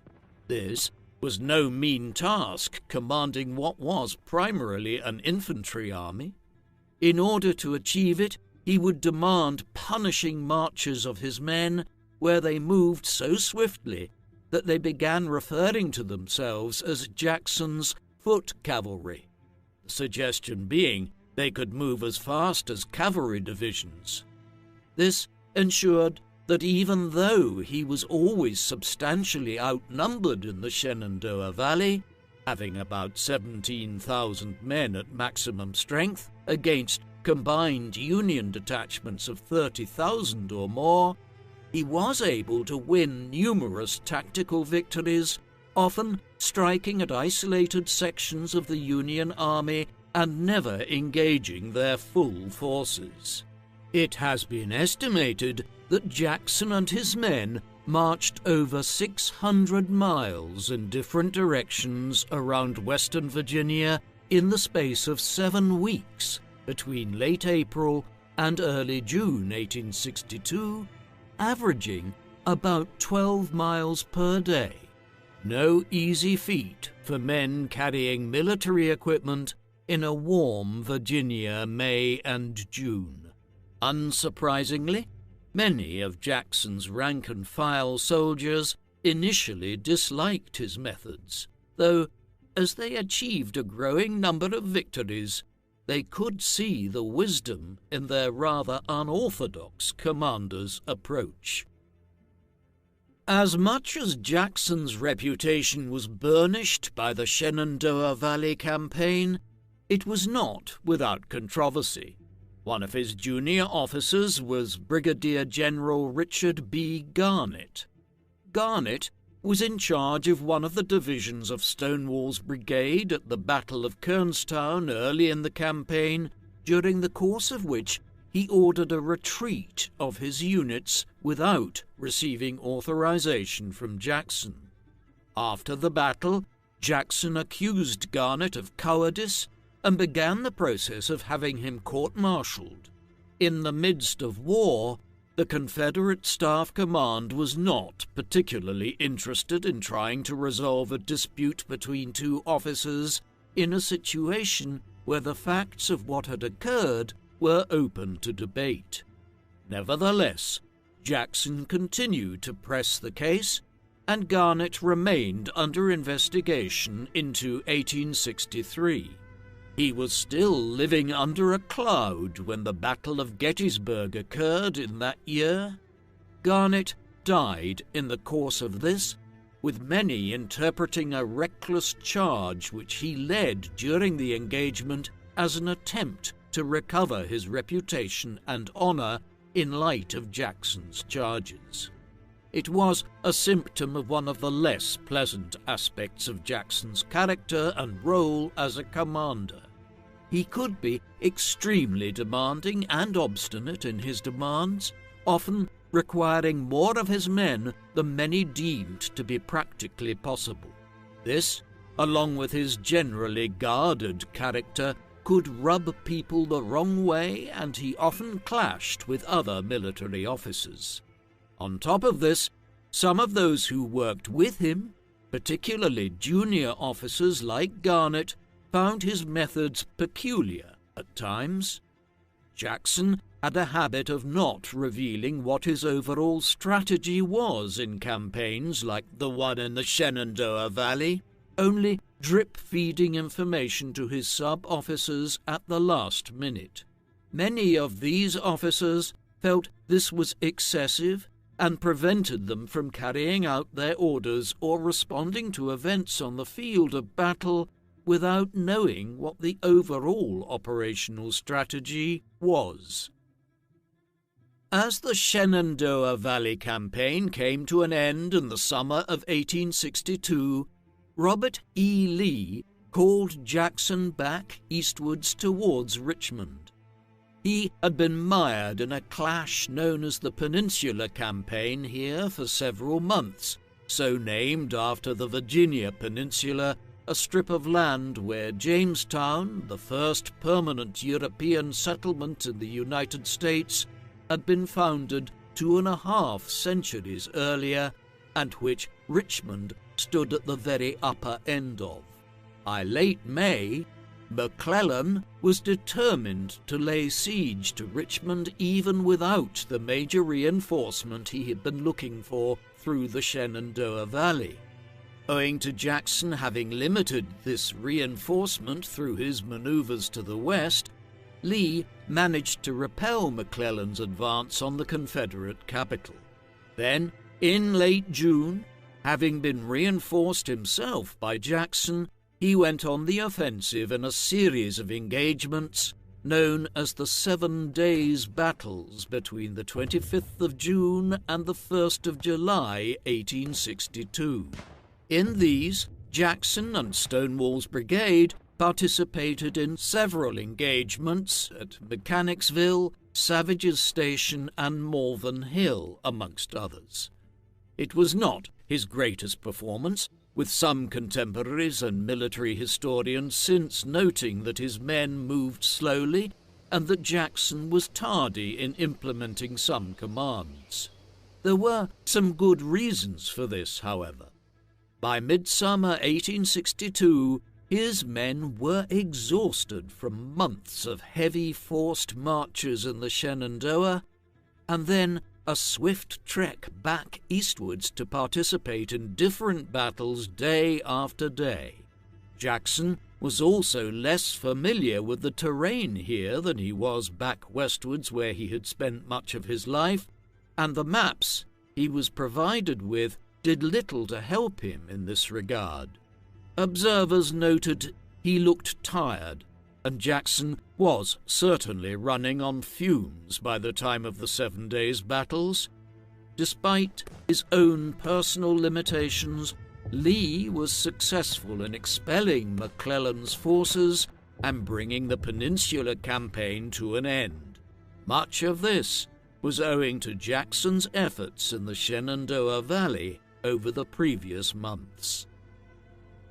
Victory in the 7 Days battles provided the Confederates with only a brief respite from another Union push into Virginia, although it was sufficient for Jackson and his men to get a week's rest, a few nights of proper sleep, and to put back on a few pounds after weeks of forced marches.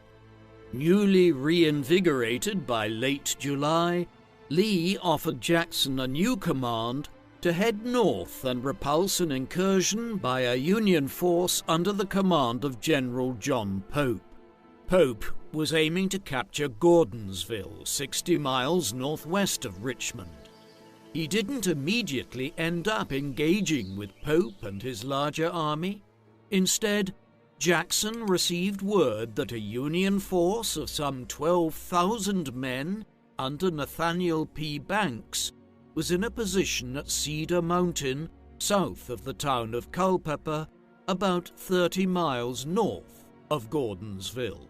He moved to intercept them and cut them off from Pope's larger force with about 22,000 men.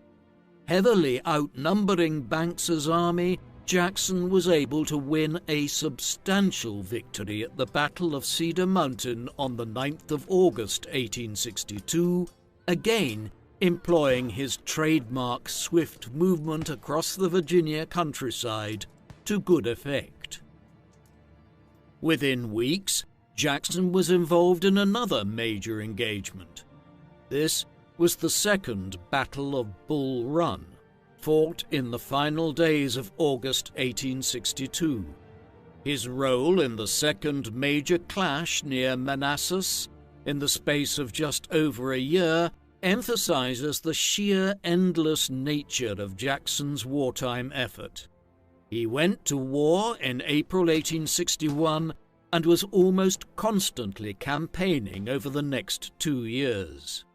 In one of the largest battles yet of the Civil War, he was deputized next to Lee.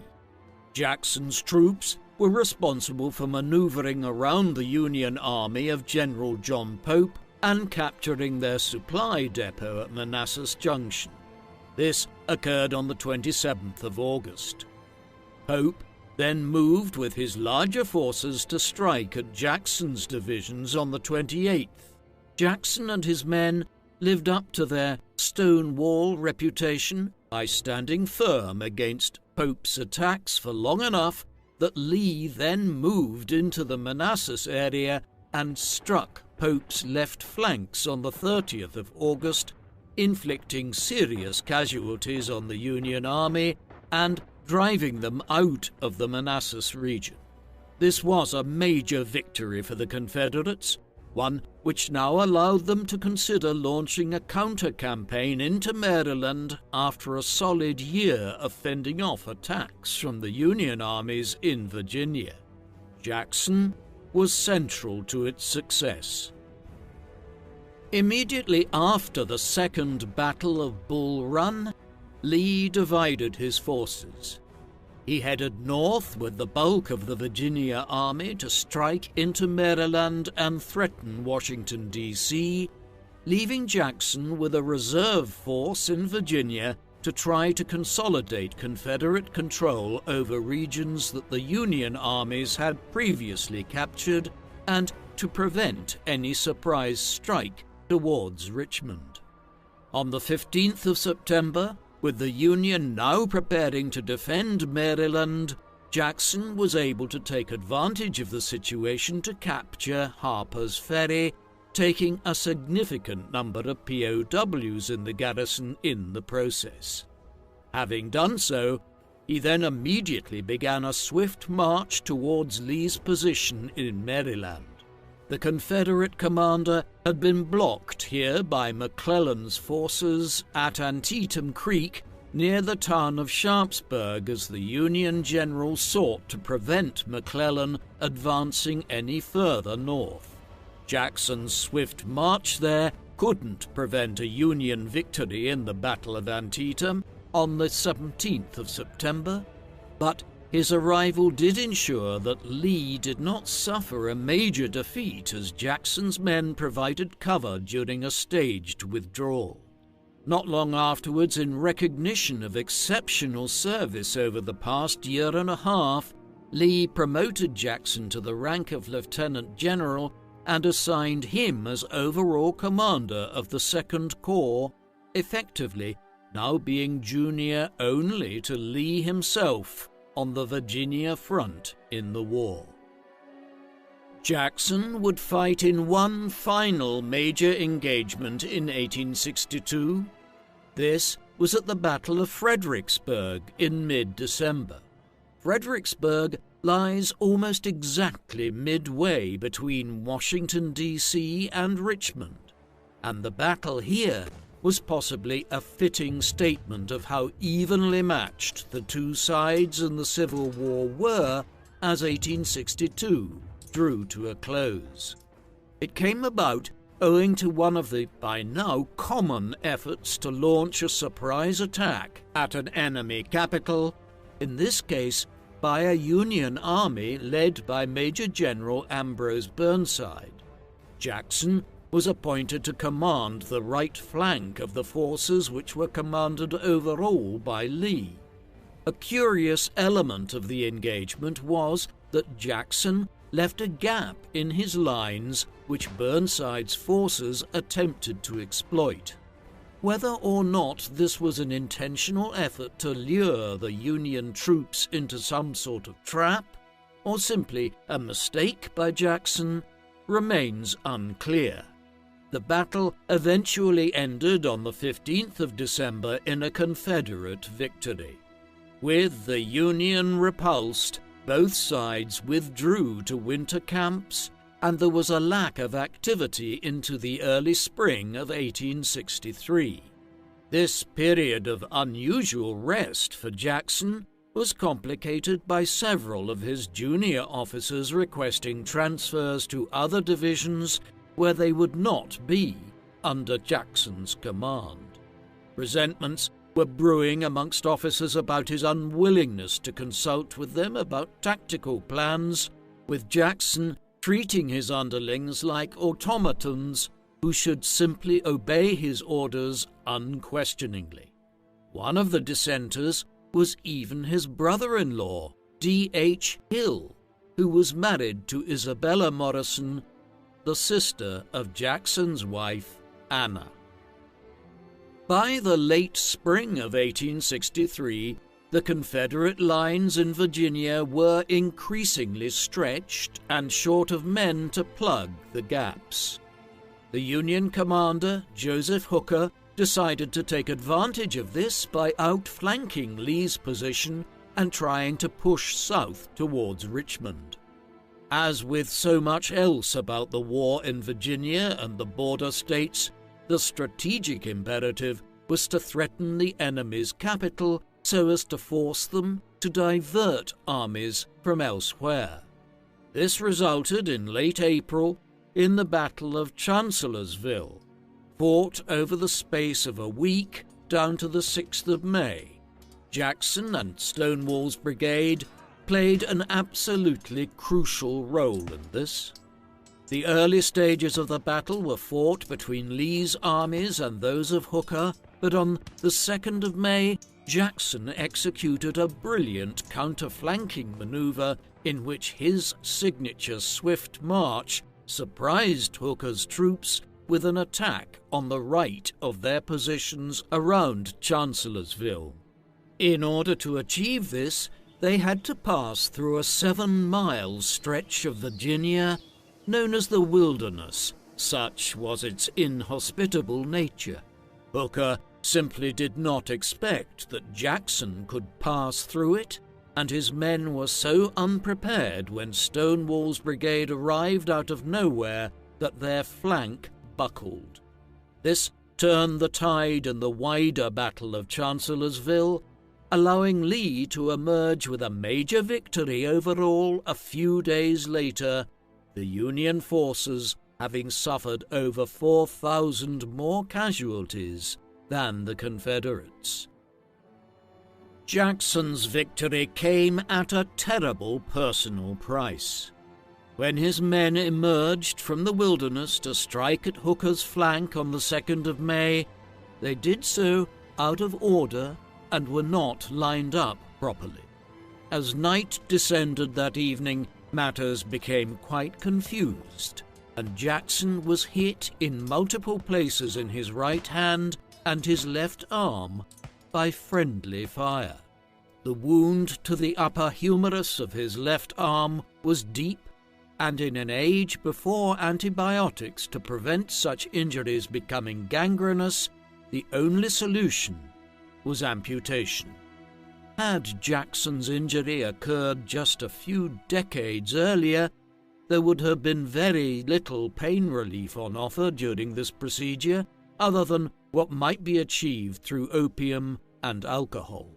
Somewhat luckily for the 60,000 men who had legs or arms amputated during the American Civil War, chloroform had been developed as a form of anesthesia in the 1830s and 1840s, and its use as a field anesthesia had been popularized during the Crimean War. Jackson was carried in the dark from the battlefield to a field hospital, a very long journey of several miles in which he was dropped twice from his stretcher.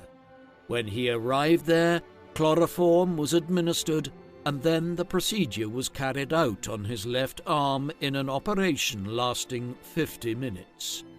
It was a sign of how effective chloroform was for this that within a few hours he was lucid and talking with people in the field hospital despite his injuries. Amputation was not simply about surviving the surgery during the Civil War. The shock of the operation and the risks of gangrene setting in anyway were such that many men died in the week or two afterwards. Jackson was one of the unlucky ones. In the days that followed, he developed pneumonia as his body reacted to his injuries, despite his doctors initially being confident of a full recovery. Learning of the news in the aftermath of the victory at Chancellorsville, Lee directed a messenger to head to the field hospital and tell Jackson that he has lost his left arm, but I my right, in reference to his reliance on Jackson as a field commander in Virginia. It's debatable if Jackson ever received the message, or, if he did, if he was lucid enough to understand it. After several days of his condition worsening, he died on the 10th of May, 1863, 8 days after being shot. He was just 39 years of age. His funeral was performed and he was buried at Lexington, where he had taught and lived for many years, on the 15th of May. Jackson died just as the American Civil War was about to turn conclusively in favor of the Union. Just 8 weeks later, the Battle of Gettysburg was fought over the course of the first 3 days of July in 1863 around Gettysburg in the state of Pennsylvania. The clash was fought as part of Lee's efforts to take the war against the Union into the northern states. It proved a costly mistake. Although both sides suffered major losses and there were well over 40,000 casualties in all, the Union managed to repulse the Confederate invasion of the northern states. Thereafter, the superior economic and demographic power of the Union became decisive. While it managed to keep recruiting soldiers and providing them with arms and munitions, the Confederate supply lines collapsed over time, and they began to lose more and more battles in a long stretch of territory from the Atlantic Ocean westwards to New Mexico and Arizona.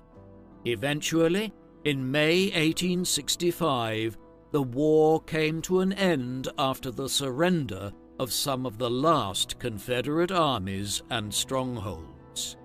Through the 13th Amendment to the United States Constitution, slavery was prohibited across the Union, although the program of Reconstruction of the South would fail in the 1870s, and segregation and the Jim Crow laws quickly began to create a new form of major discrimination across the South through other means.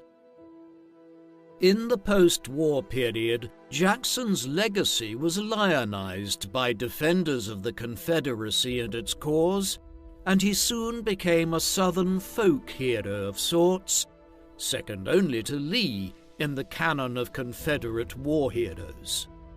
Many even speculated that if Jackson had survived and been at Gettysburg, the most significant battle of the entire war might have ended differently. His reputation was further burnished by his widow, who published 2 memoirs addressing elements of her life with her husband, books which included the text of many of his letters. In October 1919, a large equestrian statue of Jackson on a high pedestal was unveiled on Monument Avenue in Richmond, the former capital of the Confederacy, where it joined statues of other Confederate generals and leaders like Lee and Jefferson Davis. Over time, he developed a dual legacy, one in which he was both a Confederate hero and also a figure who appealed to others who were less enamored of the Southern cause, viewing him as a romantic moderate, someone who was not a hard-line supporter of slavery, but with his Christian piety was genuinely a champion of the more rustic, conservative, tradition-bound life of the South. Hence, many American generals and commanders of the 20th century, such as George Patton and Douglas MacArthur, expressed admiration for Stonewall, while numerous writers like Alan Tate and Ernest Hemingway referred to him in their work.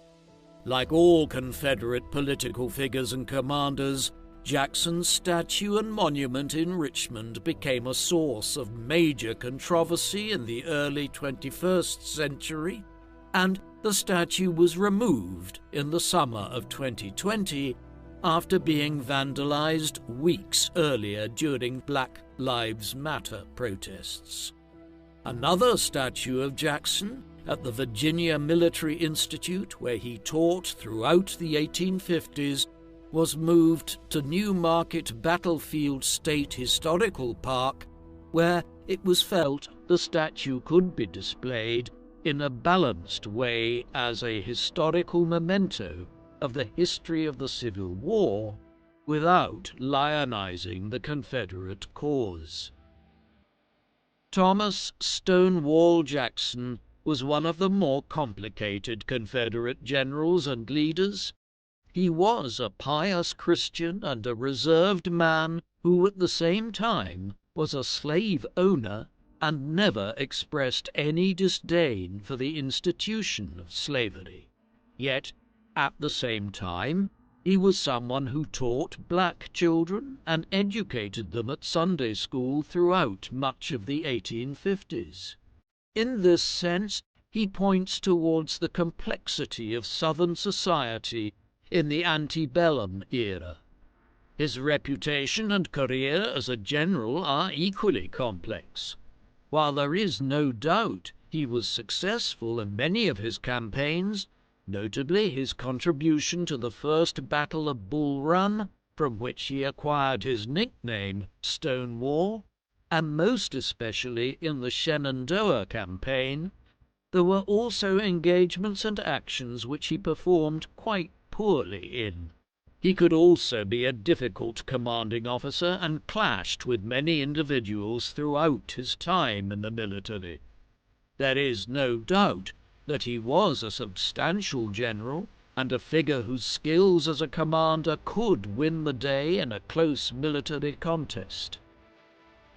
What do you think of Stonewall Jackson? Was he a great general, or were his abilities overstated by individuals in the late 19th century seeking to lionize some of the leading Confederate commanders? Please, let us know in the comment section. And in the meantime, thank you very much for watching.